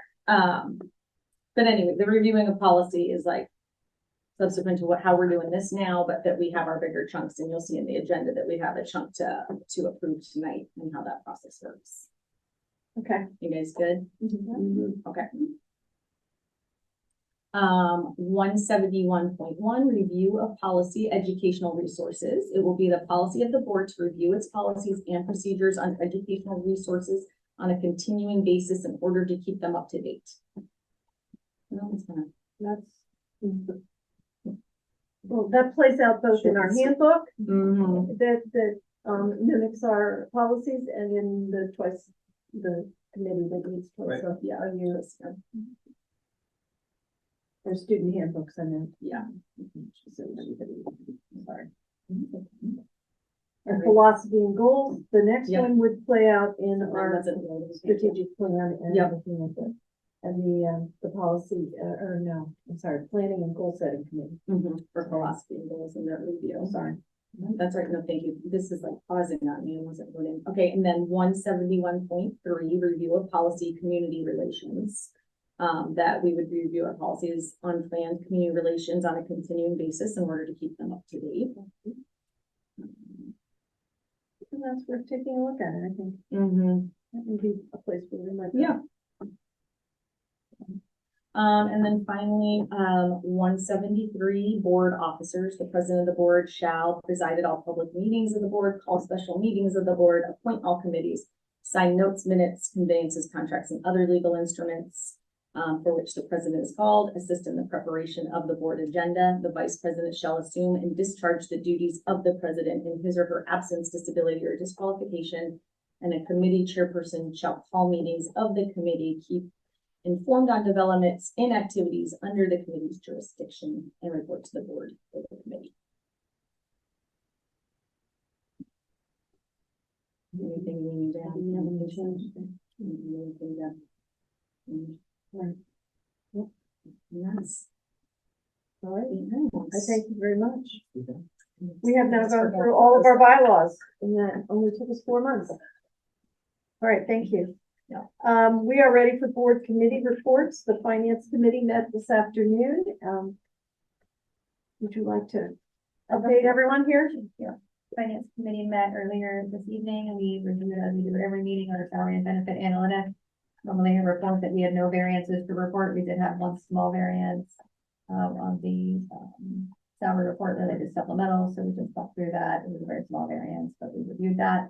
We also looked at our rates for health insurance that will become effective July 1st, 2024. We belong to an insurance consortium with 13 other school districts in Southwest Ohio.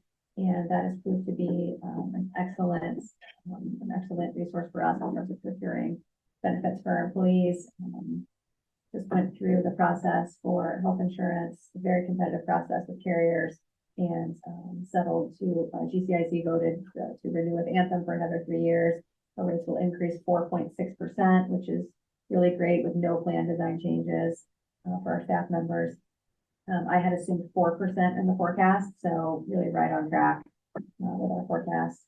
So pretty happy about that. And then shared the rate changes and just the both the board and the employee rates. When did we take effect again? I'm sorry. Effective 7/1, so coming out of employee paychecks, we pay a month ahead. So the June deductions will change for the July 1.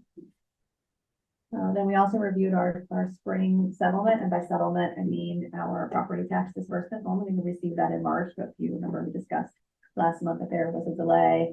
One, because values were certified so late, and so tax bills went out a little bit late, but also just some, pretty major changes at the Hamilton County Auditor's Office. And so things just got a little bit slowed down there. And so we did have a healthy collection in property taxes. Of course, we were expecting an increase and had forecasted an increase due to values going up, and then that effective rates go down when values go up, but the inside village rate stays the same and generates a little bit of growth. And so we did see that growth come in this payment. So also had a little bit of a higher than normal delinquency rate. So folks who have been delinquent paid up a little quicker than they had in previous years. So positive to our forecast by just over $200,000 report.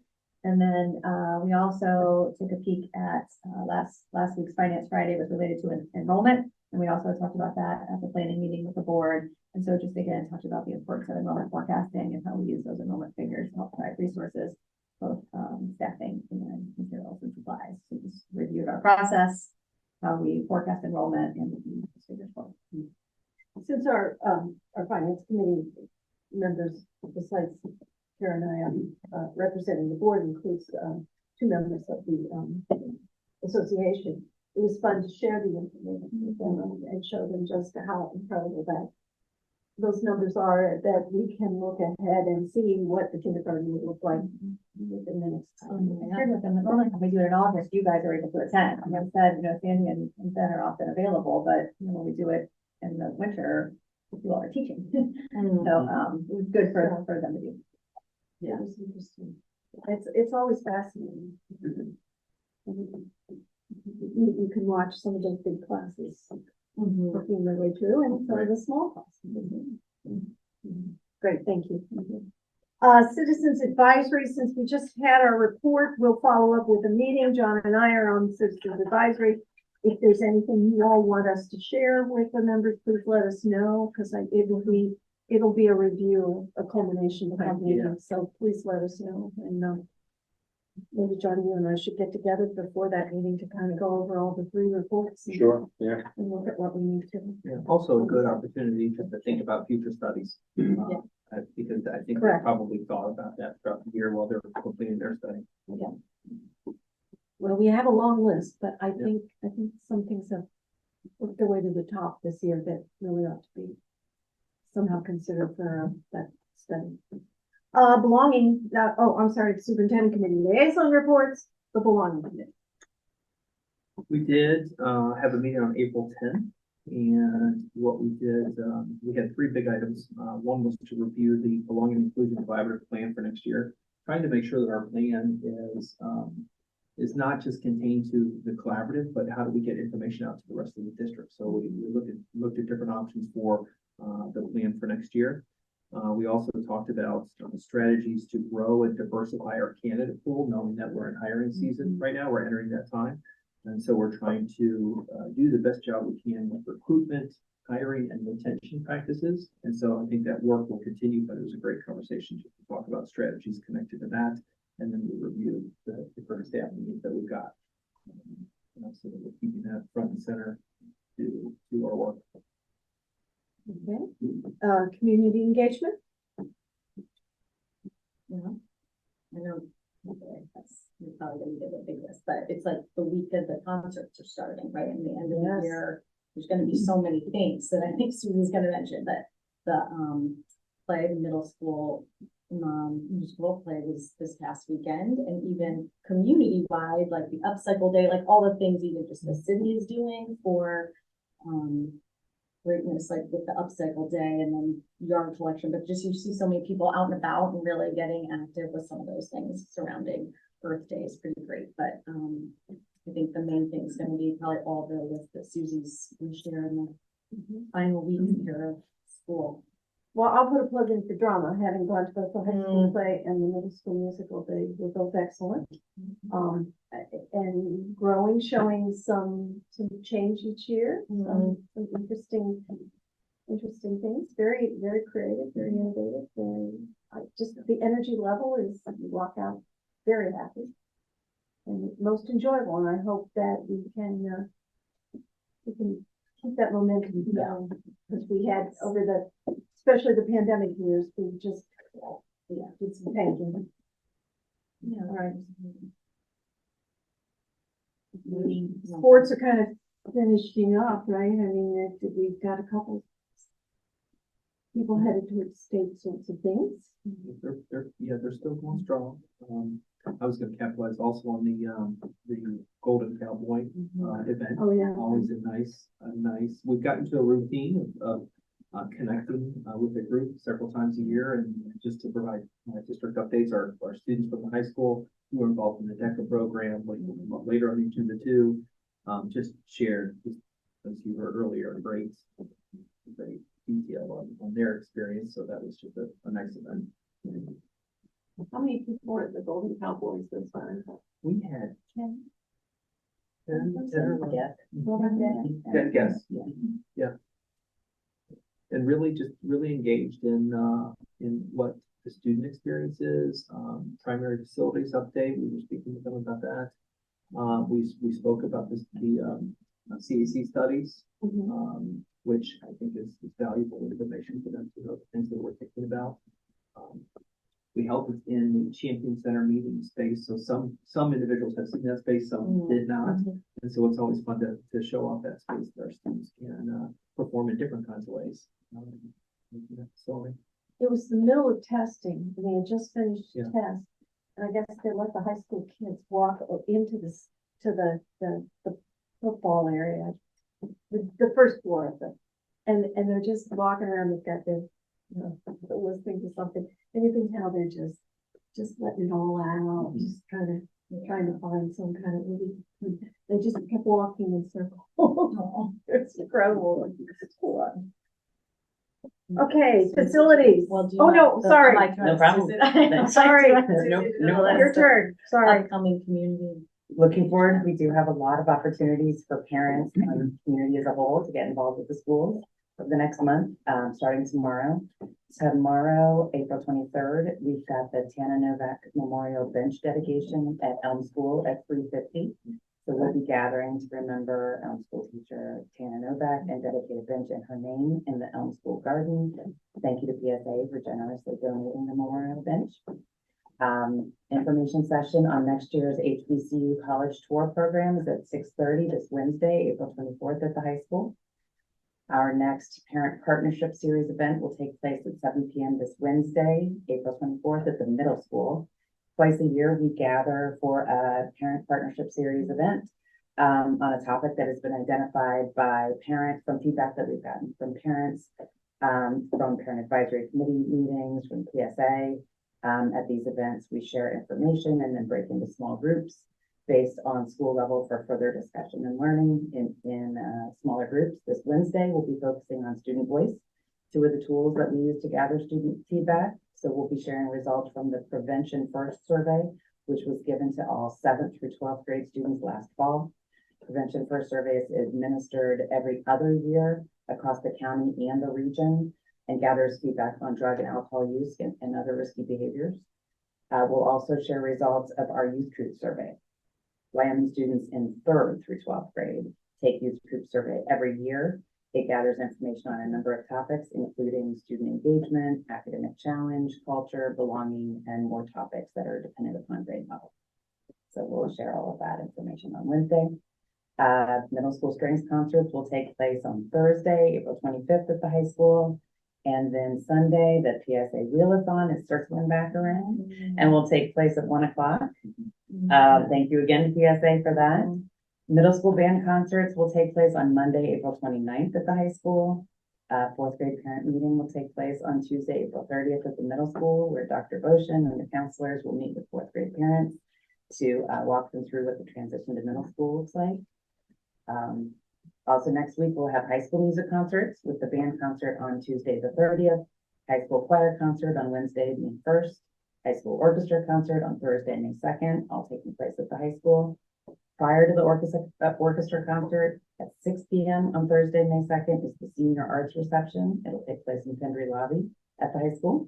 This event is sponsored by the Wyoming School Music Association and the Wyoming Art Show, and it celebrates those graduating seniors who will continue to create and perform works of art after graduation. On Saturday, May 4th, is the first annual kindergarten through 8th grade art show. It is 1 to 4 in the middle school's art gallery. A wide variety of artworks created during this school year will be on display.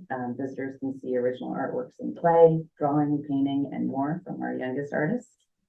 PSA annual meeting will take place here at the central office at 9 a.m. Thursday, May 9th. Our middle school choir will be performing at the high school later in the day on the 9th. And then we're currently finalizing plans for the next Wyoming Primary Schools Community Forum, but it's likely to take place on May 13th. More information about that will be shared once it's finalized. That takes us to 4th grade continuation ceremonies and picnics at each of the primary schools the week of May 13th. Later that week, there's no school on Friday, May 17th for PSA's annual May Fete down at the Village Green. And then the class of 2024 Parade of Graduates will take place on Monday, May 20th. More information about that will be shared closer to the event. That takes us up to our next board meeting on Monday, May 20th, with the end of school and commencement coming up very quickly right after that. That was long. Go back to the parent meeting. Could you give me the time and place one more time? The 4th grade parent meeting? No, the Parent engagement. parent engagement. It is Wednesday, 7 o'clock at the middle school. This week. This week, Yeah. 7 o'clock. Okay, sorry. But I do hope that'll be well attended because I feel like we've heard a lot, like we do these surveys and then we Right. don't hear the results. And this is a very,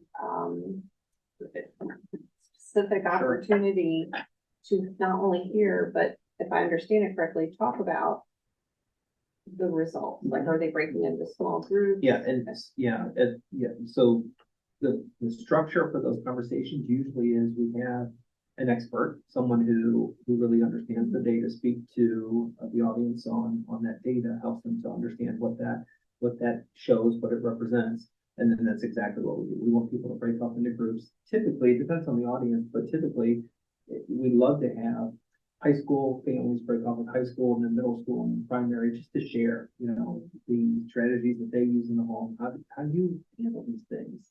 How do you work with your kids and for them to be sharing strategies? We know there are incredible resources in our community, and getting people together to have these conversations is powerful. But it goes back to what you said too.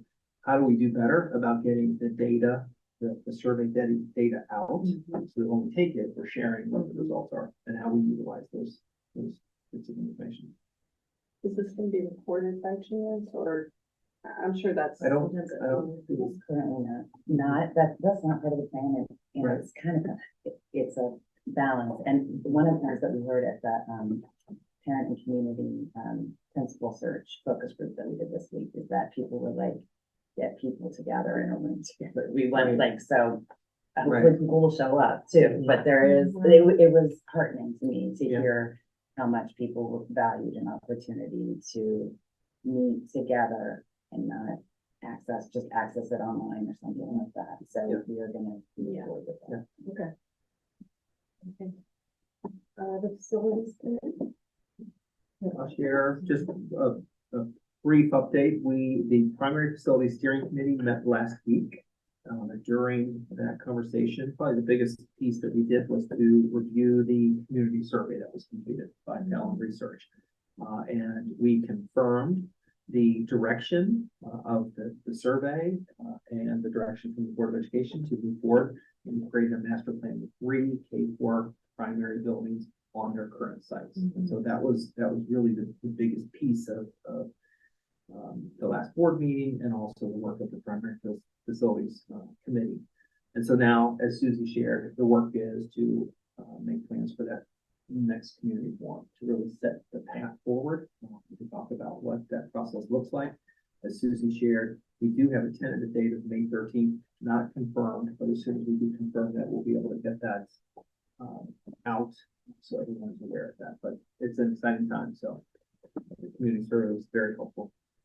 I will say anytime that room, and I want to see Greg back there, but it's like such a wonderful room of diverse people. And I keep saying that there's always great questions that sometimes we thought through, or what was helpful to me is we might hear it so much. So maybe we didn't say, hey, we already thought of X, Y, and Z. So then without them knowing, they're like, did you think of whatever? Did you think about this when you're thinking about where temporary space might go? Or did you think about this? So it's a good time for us to kind of work through that so that we also know when we do have a community forum, it's a succinct way of presenting what we want, that they really give great feedback on how to move forward and a good time to talk about how we're utilizing that group and with what frequency we might need to gather in, the next process. So they've been super helpful.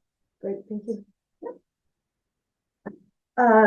Planning and goal setting, I'm going to skip. We have not met. Policy review, that's coming in a couple of seconds here, and student achievement.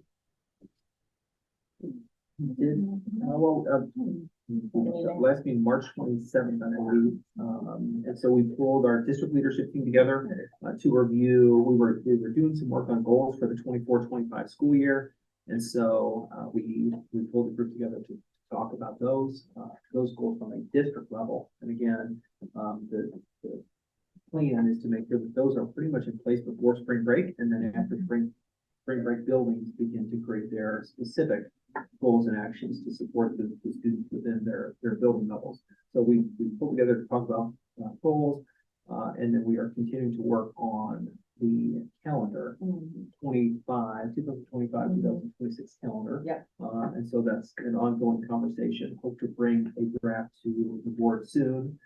And then we are also working conference structures and how do we create conference structures in our schools that really support that parent partnership plan. Yeah. And create better partnerships.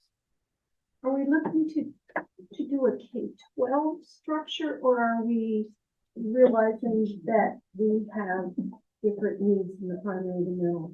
I think it's probably unique. So we're talking about that, and that's part of the conversation to see where does it become different, and what the experience is for the parents, for the teaching staff, and in many cases the student. So I think there's probably going to be some differences. Yeah, but that has been part of the conversation of like consistency, but does consistency really enhance for the teachers and the students and the parents? The same thing for kindergartners by the time they're in 11th grade. So what does that look like in accessibility? Yeah, it's got to be a progression, and it's got to make sense from K-12, but it might not be the same. Yes.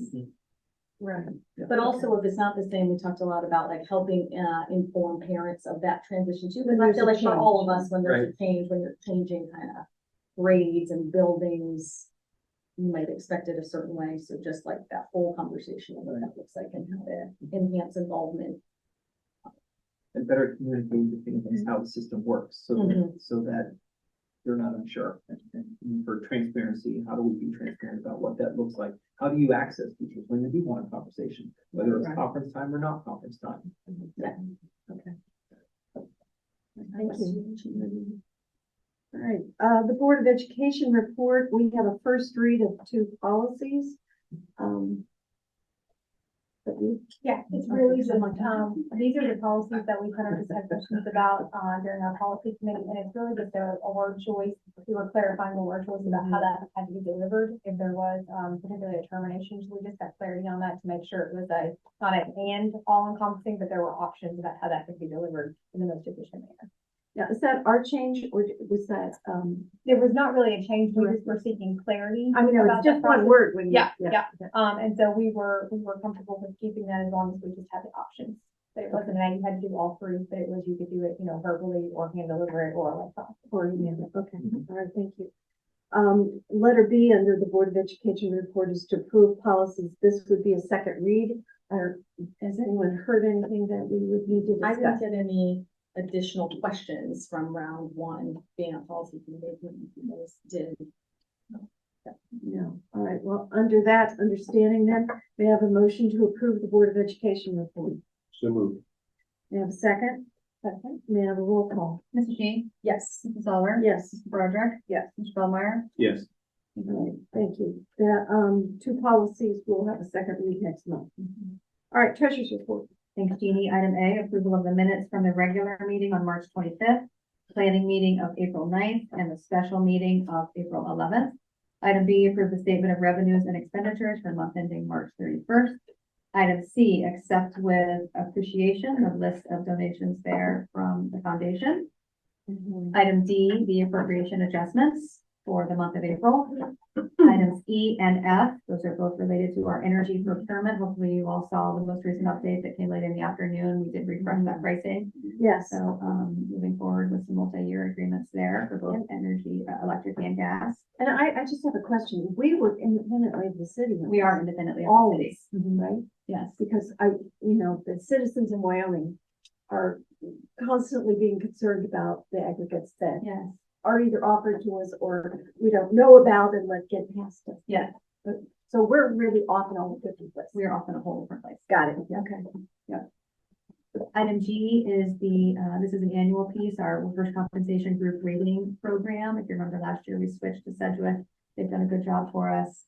Also switched to some cost savings there. So recommend renewing that with them. Item H, another annual piece, resolution accepting the amounts and rates as determined by the Budget Commission. So this includes all of our general fund operating levies and the middle school bond issue at 2.64. If you looked at it closely, you saw that the high school bond issue is not listed on there as it's rolling off. These are the tax rates that folks will pay for next year. I was excited to actually see that, to not see that listed. True. Item I is, again, related a little bit to the middle school bond issue, authorizing the issuance of not to exceed 3.8 million, the general obligation unlimited tax refunding bond anticipation notes. I'm just gonna look at my notes here so I don't say this wrong. This is from the, when we did the 2012 bond issue, that a portion of that issue was refunded in 2017. So it took advantage of some interest rate savings there. There was a portion that was not eligible to be refunded, and those bonds were callable. Okay, so when they were called, we issued notes in lieu of bonds, and that helps us pay them off quicker. So we're paying down. We reissued them last year at 4.6 million. We're paying down 800,000, so we're reissuing them at 3.8. And again, this is all within the guise of that 2.64 mils of the middle school bond issue. Okay. And item J is approval of the report, please. All right, may I have a motion to approve the report? So moved. Second. May I have a roll call? Mrs. G? Yes. Mrs. Zoller? Yes. Mrs. Broderick? Yeah. Mr. Bellmeyer? Yes. Thank you. All right, thank you. The superintendent's report. Okay, before I go through the personnel item here, I spoke at the start of the meeting just to share that I wanted to share some additional information that connects with the public recognition. And first of all, I know we still have individuals here, just want to say thank you for sharing your perspective, your experience. Whether there were individuals who shared here today or reached out to me at another time. It's important to understand individuals' experiences. And I would say that your feedback matters. It's important to know that it does matter. And has really caused been a source of great thoughts. And so I wanted to share some of that thinking at the front end of my report. As you know, I'll just rewind a little bit. As concerns have been brought forward in a previous time in talking about, special education, 504 procedures, intervention. The district has put some things in place over time that I think supports the parent-school connection and helps us to better understand 504, special education, how intervention works. I say that knowing that there's lots of growth to still be made. But some of those things that have happened, you know, we put a parent mentor in place, Katie Town, and her role is to support parents in navigating those processes that we're talking about. This year, we brought on a 504 and MTSS coordinator, Valerie Tiley, and her role is to document the MTSS process at a primary, middle school, and a high school, of course, in collaboration with our administrators and to support those teams, and then provide professional development to district teams and to all staff so that they're aware of how those systems should work and how the different roles within those systems work or should work. We've also, you know, moved to a point where we had 2 full-time school psychologists that are part of our staff. We have ongoing professional development within MTSS 504 and special education. Really, that's part of the building professional development plans. I will say though, with that said, as I have met with families myself and learned more about experiences, I will say that I do believe that we need to take action to focus on improvement. And improvement, I think, in terms of understanding what best practices are, how we can align ourselves to those best practices and engage families to ensure that everyone's on the same page. And you heard transparency here tonight, to make sure that we are working within a transparent way, so that everyone knows what to expect and we can move forward together. So I wanted to recognize that. And some of the plans that we have been working on that are connected to that, I thought it was important to share tonight because they do connect. And actually some of these ideas were shared in the public comments. First idea is an intervention in special education audit or review. And so the plan that is being put in place right now would be to work with an outside entity to do a full audit of our systems, intervention, special ed, 504 procedures. The goal is to assess the overall effectiveness of our programs, benchmark us against other school districts, and really understand what we're doing well and where we can improve and how do we foster this culture of continuous improvement. And really focus on feedback and the experiences like you're hearing tonight. Then number 2 is professional development. And so as we're working with that audit, identifying what best practices are, then how do we provide professional development? And when I say professional development, I'm talking about to our general education staff, our special education staff, to make sure that they're in alignment with one another. And there's a seamless system for our kids. Again, using that audit as a tool to perform that work. And then the third piece is really, you know, to support the goal of partnership, alignment, and building trust. We're working on an engagement or parent partnership program with all of this work so that we can understand how do we best communicate what's happening.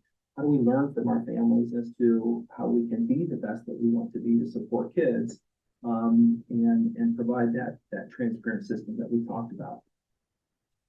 So I thought it was important to share those ideas that come from the conversations that have been happening over the last few months.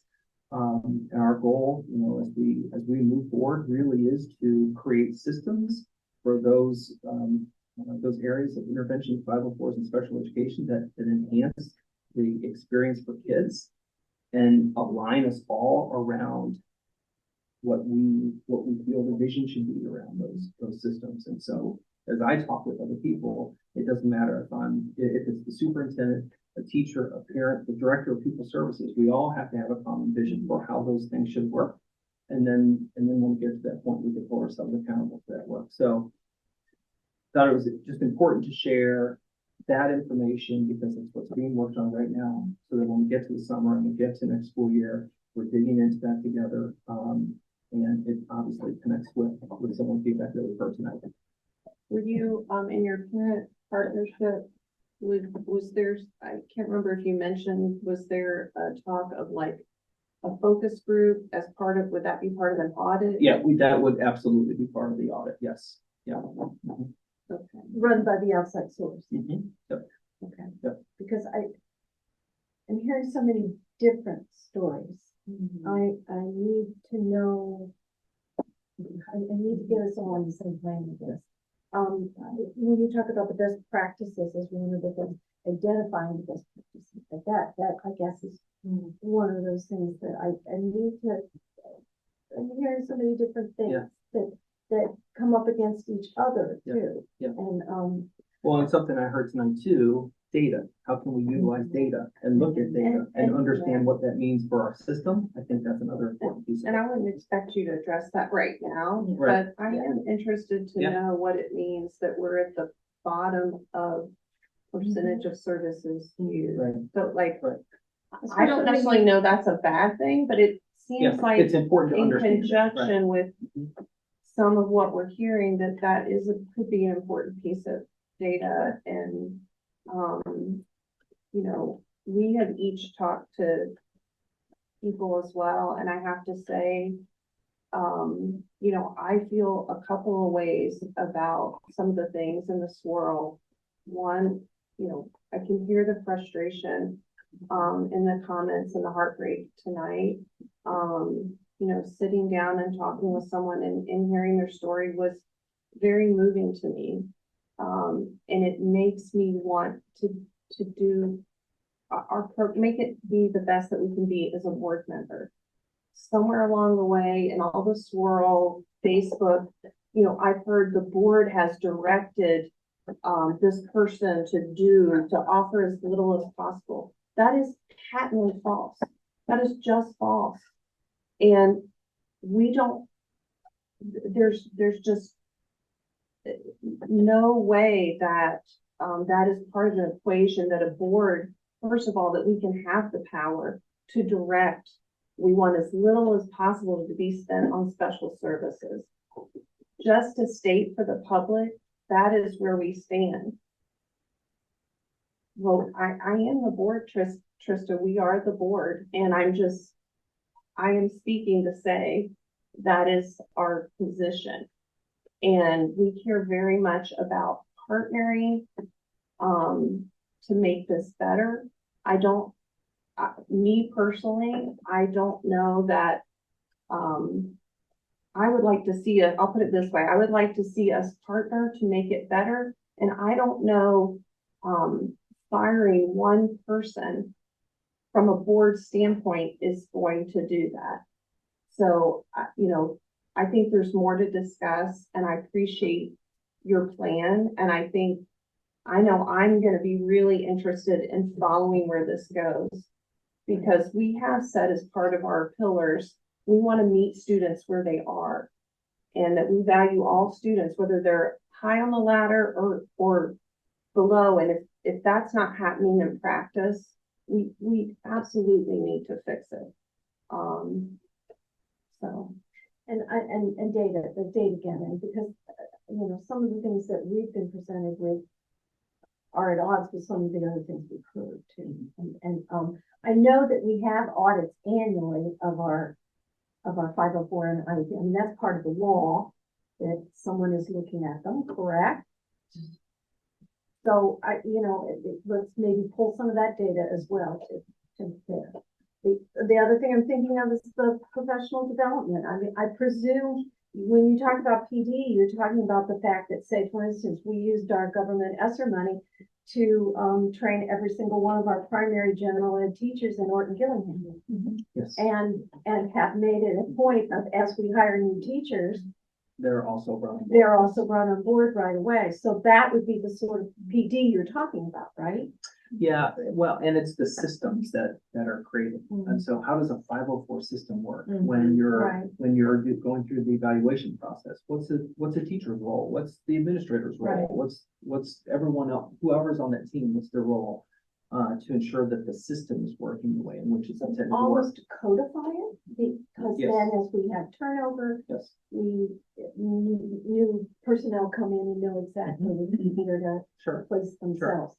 And then when you go past that, then it gets to instructional practices and things that you're talking about. too. So Yeah. I was gonna say, regardless of who's in any of the positions, to me, like having actionable steps that we all, like everybody's familiar with, of like us to families to staff is important. And I do know that, while we have grown and improved in some experiences, there's definitely room for growth. And I think for me to have specifics of how we can, be actionable Right. as a unit is wonderful. So step of our experience can be. And, I know we're a small district and the ability to combine students and resources in certain ways, like a Sycamore could do, may look different, but there are also maybe advantages that we have in a small district that we could use for the benefit of students who need intervention. And what does that look like? And how do we get rid of this reputation that people have to fight for everything that is needed? And that we're not a place to go to if you have any needs for intervention. I feel like there's something philosophical that we need to address. And I hope the audit, might help to uncover that as well. Yeah, but, I mean, I appreciate all the really in-depth from families, and we all had a lot of conversations with a lot of you, just we can continue to grow, which is very important. Thank you for giving the detail. Yeah, thank you for taking the time. Yeah. Okay, so I will move forward with personnel items. So number one is just a recommendation to approve resignations that have been submitted. Number two is a recommendation to approve a resignation for the purpose of retirement. And I will say that we always recognize the retirement step sites has been a custodian at our high school since 1997. She started in the 1997-98 school year, and she absolutely loves making connections with our students, and they know her and our staff. And I know it's going to be a rough ending. She'll be with us through the rest of the year, and I know it's going to be tough for her to walk away because she's so connected with everyone at the high school. We have such a small group of people retiring this year. Are we still gonna go ahead and honor them at the May meeting? Yes, yeah, absolutely. Which Yeah. is great. Yeah. So few this year. Yeah. Okay. It's one. Yep. Mhm. Number three, recommendation to approve new personnel. So this is a primary teacher who's been with us, but she'll be a more long-term capacity with us. Number four is recommendation to approve these administrative supervisory contracts. The dates for these are August 1st, 2024 to July 31st, 2027. And number five, recommendation to approve these administrator supervisor contracts. The dates run from August 1st, 2024 to July 31st, 2026. And number six is a recommendation to approve these continuing contracts. I know we'd like to pause at this point just to congratulate these individuals for getting to this point where they're being recommended for continuing contract, and we'll share some highlights. And Ashley has been in conversation with building levels, and I'll turn it over to Ashley. This is a very robust year for continuing contracts, quite a contrast from retirement. So I just want to talk a little bit about each staff member, and I've divided them by building levels, so primary, middle school, and high school as the grouping. So I'm starting with Brooke Becker. Brooke Becker really uses high quality data to plan for instruction and really differentiates for all student learners. And then she teaches our youngest learners, right, English learner. And she's really an early adopter of new initiatives. And you see that passion and that growth mindset. We've seen that from the shift to structured literacy and the science of reading. She has really just wrapped her arms around embracing those curriculum resources and kind of revamped the Orton Gillingham scope that we see for our youngest learners in the kindergarten and the kindergarten team. She's very warm and welcoming, which is so important for our newest learners to be able to embrace school and learn how to do the protocols and the procedures. And Brooke utilizes every moment of instructional time from start to finish. She keeps our youngest learners busy and engaged and learning and growing. And she does that all while maintaining the procedures and elements that are needed for them to learn how to engage in environment, with our other kindergartners and teachers. So, he's an excellent teacher that we have had for about the past 3 or 4 years now. She's been great on facilities. Yeah. Yeah. Miss Devine, Elizabeth Devine is next. Again, her expertise really lies in math instruction, and you see her ability to differentiate math instruction and to use the data on how students are doing and intervening in that math instruction to make sure that it's accessible for all. She is really a wonderfully proactive communicator with families and really partners with them, not only in math, but in other areas where a student might be excelling or struggling, to present kind of supplemental or enrichment work at home so that students can continue their learning both in the summer and during the school year. Again, just really thoughtful in her design, really an early adopter, and leading ways on how students can really personalize their learning, and really in particular through math, but in all areas. Next is Miss Kelly James. Kelly James is a music teacher for us in the primary. And when I think of Miss James, I really think of providing opportunities for student voice and choice, exposure to instruments, how to use their voice musically, but also their voice for empowerment and autonomy and student opportunities. Her class is just fun and engaging, and isn't that what we want for music, right? For our kids to be exposed and just have really good hands-on learning experiences with music. And she's really committed to professional growth. And just recently, Tim and I received an email about her wanting to continue not only in her music growth, but just in her growth as an educator and how to expand that.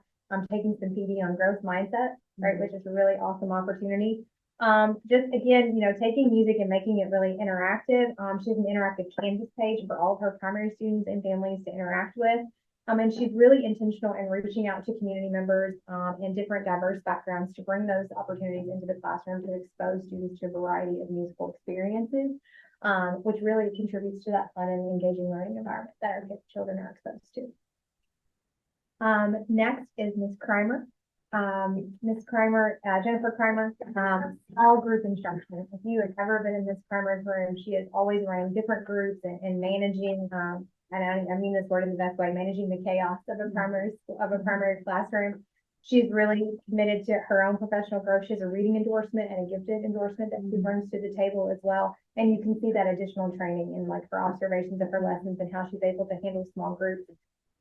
She's so calm, so calm. I can speak about this from my own child's experience, and very warm. And I think that creates an environment where all students can thrive and really grow. I'm really an integral part of like our PBIS committee and our standards-based report part, and also part of that primary building leadership team. So just a wonderful contribution to the primary.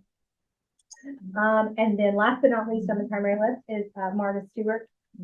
Marta Stewart, she has a gift for making students feel a sense of belonging. Super positive. She recognizes the importance of teaching the whole child in the positive relationship. She is a nurturer, just from a student to an adult. I've known her. I was in her assistant principal, right? You just see that quality of her. And she advocates for students and their families, and she works to coordinate services for all of our kids to their fullest potential. She has an incredible work ethic. You see that in the classroom. You see that in her coaching abilities after school. And really, you'll see her meeting with students, just really taking them under her wing and supporting them to make sure that they are teaching that concept just right, that personalization. So it's just a wonderful, wonderful asset and partner, and just a dynamic team member that helps round out that permanent experience and third grade experience at Vermont. So switching gears to the middle school, we have Elizabeth Fitzer. Elizabeth Fitzer, just so impressive with her instructional practices. And really, she just has such a strong collaborative skills with her colleagues. And you see that really in the positivity and the collaboration of the 7th grade team. They really strive, and her expertise comes to the table to make sure they are lesson planning and differentiating for all. And she is so patient, not only with her students, but with her team members, who sometimes just really need some modeling and support in that. And so just really a wonderful team member that is super collaborative and really delivers high level classroom work, high level practices, not only for our own students, but our fellow team members. Next is Miss Tricia Hogue. Miss Tricia Hogue is, again, instructional strategies. And I think you see that with all intervention specialists, right? Because they're trying to really learn how to differentiate and make sure that all tiers of the system are working appropriately. I really think a skill set for her is to navigate challenging situations in a really professional manner. I think her demeanor, her support, her ability to really partner with parents. She has a high level of professionalism, and she really seeks a common ground for not only the students, but the fellow teachers that she works with, all parents. So just a really wonderful collaborative environment and really a partner and an advocate for students and parents in the journey of education of their child. Miss Raina Monks is also a English teacher at our middle school. She takes a really strong leadership role in our ELA department. And if you know Raina, she's always going to make you laugh, right? She just, her humor is one of her strengths. She actively contributes to all kinds of committees like building goals, really has partnered with Dr. Boshin to really come alongside of him and Mr. Hicks in implementing research-based strategies in Tier 1. They did a lot of professional development about Tier 1 strategies, and she would take those back to her department before they would take those back to kids and model and get feedback. So really an iterative process to how to make that work in the ELA team. She builds really strong relationships with her students. We have the Crazy Crafters this year, thanks to Miss Monks, and just really opening her room to high-spirited children who just need a creative outlet and want to help bond with a teacher that they may or not have in the classroom. So really just, I think that affirms her dedication to a really positive and supporting learning environment. Also at the middle school, Miss Stephanie Schlomer, you might know her as Miss Stephanie Bell, so different last name, recently married. Really, again, really strong use of student data to inform instructional decisions. And she really incorporates those into her classroom on a daily basis. She really strives to make a balance of fiction and nonfiction in her classroom to expose students to real world writing and to make sure that it's relevant and they understand how to find their voice as a writer and their voice as a student at the middle school. And she works really integrally with her fifth grade intervention specialist. So that collaboration, you really see the benefits of that for all students involved. She has also been part of our supplemental committee this year. So really just extending her perspectives of all different aspects of our organization as a district and continuing to grow in her own outlook. Last but not least at the middle school is Miss Jenny Young. Miss Jenny Young has really good positive relationships with students. She works really closely with Mr. Allen, our gifted teacher, in the fifth grade, and really I think is very deliberate in her teaching of standards. She always goes back to the standards and really evaluates that BOK to make sure that she's doing that at the proper depth. She takes a really strong I'm going to say organizational role in the fifth grade team. You know, she's in charge of the fifth grade newsletter. She kind of is the note taker for the group. Just kind of keeps them on track and make sure that their fifth grade meetings are run productively and efficiently. And she's also a member of the Sunshine Committee. She wants the middle school to be a positive place and really tries to collaborate with her peers to create some opportunities to build staff support and staff morale and extend that to students so that it is a positive, welcoming environment. Switching gears to the high school. High school, we have 2 continuing contracts. The first of which is Mr. Nathan Bramble, science teacher. If you know anything about Mr. Bramble, he is quiet on the surface, but it speaks loudly in his classroom. He is one who will sit and listen and absorb and marinate, and then come out with something very profound, right? He is kind of the cheerleader for students. He really wants to master his content, which is normally chemistry and AP chemistry. And he understands the importance of really making that accessible to all levels of students. And he wants it to be fun and engaging for students. And so he's really done a lot of professional development on how to not only make science fun, but how do we draw students into science, and particularly upper level science or science electives, so they continue on that journey of exploratory and STEM and math and science coming together. And then last but not least, Miss Angie Edmonds, English teacher at the high school. Angie is just a cheerleader for students. You see that in the classroom, you see that in student council, you see that by her being a student advocate and proponent of student voice, posted on student lockers that build positive opportunities for kids to engage with each other. She also has kind of a ripple effect on her team. So her ability to collaborate and bring her team together and do productive work. And she offers a really safe environment, but it's a very relaxed environment that sometimes you don't always feel at a high school. Particularly, you know, she has AP experience, she did AP English. And so that relaxed environment, she nurtures that by having, a quiet spot for students who can eat at lunch, who maybe don't like the noise and the chaos of that kind of lunchroom environment that our food group talked about. But she's been really integral in making a summer reading initiative, at our high school, which you'll see, I think, May 1st rolling out as well. And really just keeping an eye on professional development, not only for, her own team, but really she was a strong proponent of, surveying staff about the opportunities they would like to see in professional development, along with Mr. Stallings and Ms. Mivers throughout the year. So, that was a lot of information. But it's also, I mean, each of these team members make us better. And really just their strengths, bring so much to the table. And when you think about those and the dynamics of our larger staff, just really great people who keep us, working on our strategic plan and are really trying to focus on kids and making a really strong climate and culture and a really strong teaching and learning core. And when those couple together, you have amazing things. Thank you. I know it's a larger than usual group, but it's exciting. I appreciate that you give us those updates each year. You hear about some of them, but you don't know all the specifics of the greatness they're doing, and that's a big step for them. Big step. So I'll continue on. Number 7 is recommendation to approve an unpaid leave, and that is for 1 year term. Number 8, recommendation to approve these the renewal of these certified limited contracts. You can see the list there, large list.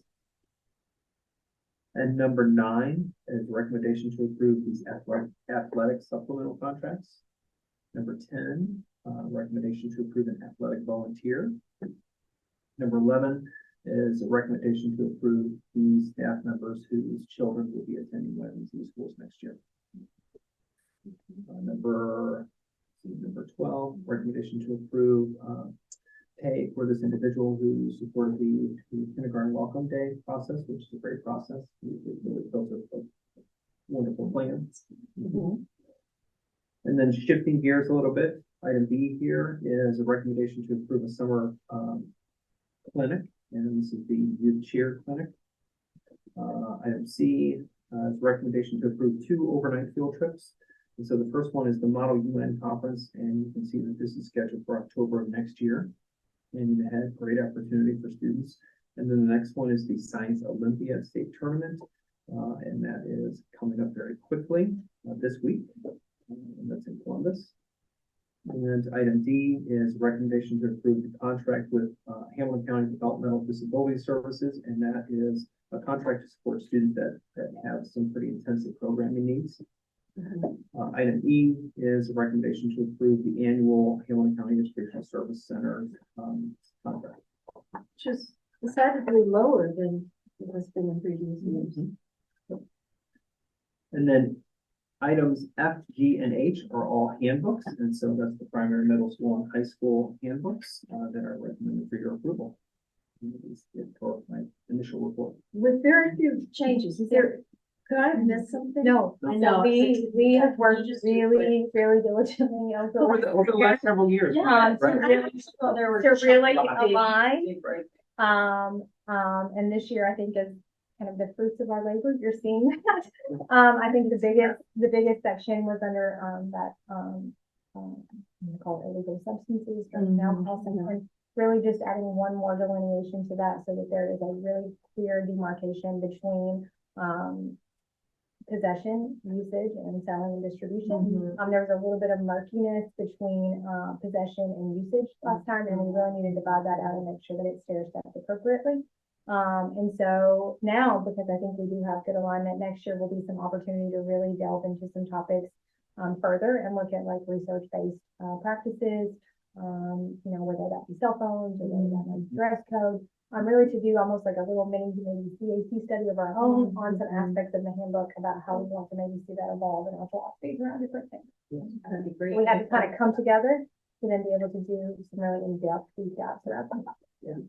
I mean, the shift over the past few years was big. There were some huge changes years ago, Mhm. and then, which was awesome, but like a lot of work did happen, and then to make those more consistent too has been helpful. So you're right, then I felt like maybe I missed something in good way, but I think like, okay. All right, thank you. May I have a motion to approve the superintendent's report? So moved. May I have a second? Okay, thank you. May I have a roll call? Mrs. Zoller, Yes. Mrs. Barker, Yes. Mr. Ballmeyer, Yes. Mrs. G. Yes. Thank you. Thank you very much. Superintendent's report. More personnel issues? Yep, two. So one is, continuing contract, a recommendation to approve that continuing contract and had shared that. And then number two, recommendation to approve the renewal of this, certified limited contract. May I have a motion to approve that superintendent report? So, second, May I have a roll call? Mrs. Barker, Mr. Ballmeyer, yes. Mrs. G. Yes. Mrs. Zoller. Abstain. May I have a superintendent's update? Hey, still with me? Yeah. 9:29, okay. So I will, It's April, they're always long. I will be brief, but since it is that's where I. I thought you were gonna use that, I'm sorry. Oh, no, I'm not. No. So this is the time again that I shared that we're talking about goals, district goals, building goals. And so process wise, our administrators, our district leadership team have been talking about potential goals for the 24-25 school year. Again, I told you the time frame by spring break, we try to solidify or get close to solidifying those district goals so that buildings can have a great idea for what their plan is going to be for the following year before people head out for the summer. Because people use the summer in different ways. We use our strategic plan as a guide, and our vision is to live within those 5 pillars of the strategic plan. And so our goals are designed for each area of the pillar. So, as I'll just give you some of the highlights from the goals, just these are just topic areas. With teaching and learning, one of the things we want to focus on next year as a district is artificial intelligence. And that was a CAC study this year. And our goal is to understand the benefits, the risks, but really how we can use that as an educational tool to make the experience for students in the classroom better. We are also focusing on PLCs or professional learning communities. And really the goal of professional learning communities is to talk about how we can maximize the time that our teams spend with one another. How do we talk about student growth? How do we talk about student achievement? How do we talk about students that are struggling so that our meetings are efficient and we're coming away with plans that support students? And so we're just going to talk about structures to help facilitate team meetings. Within culture and climate, the big initiative that we have been talking about, I'm really excited about this, is we are working to develop a K-12 curriculum for student executive functioning. Also incorporated in that is the attributes of a learner from our strategic plan. And we're talking about doing that in grade bands so that we can help support educational staff in understanding what can we expect students to be able to do at different grade bands, and how do we support those behaviors? How do we be intentional about teaching those behaviors and really then turning the page to support the development of those attributes of a learner. Beyond curriculum, how can we help our students be successful? Communication, we're really, again, as a district, focused on social media and how do we use social media as a true communication tool? Social emotional learning. When we think about social emotional learning, it really connects to our parent partnership series, student voice, and it's all about student voice. How can we make sure students are heard and seen? And the challenge is to this is a district goal, but it's really about structures that we can build in buildings. How can we build structures in the building that we know that we're capturing student voice and what students are saying? This is what we do well. This is what we don't do well. And here's some ideas I have to do something about it, getting that student perspective, because they, just going back to our food service study, the kids know what they're talking about. And so we want to capture that. Financial stewardship. We are talking about expanding school finance engagement and really empowering our staff and community at understanding school finance. And Ron has done a great job when you think about the Finance Fridays. What is just one strategy to do that? We are talking about enhancing and expanding that rhythm of communication to make sure people know what to expect and how that comes out. And then being strategic about the primary facility resources so that we can maximize the project potential when that comes to be for students. So within the 5 pillars, those are big ideas, but then there are some very intentional specific actions. I spoke about one of those. That is MTSS for intervention, 504 process, special education. And so as I spoke to that, that is an additional intentional action that we'll be taking next year, all the pieces that I shared that come with that. And we'll also be talking about inclusive instructional practices and, bully proofing. Many of these go back to CAC reports and bully proofing, providing a bully proof culture in our schools. We make sure that that's always a part of the conversation that we're having. So a lot in just a short group of time, but that's the plan across the district level. Buildings again are talking about some pretty exciting things, again, specific to their needs at those specific age levels.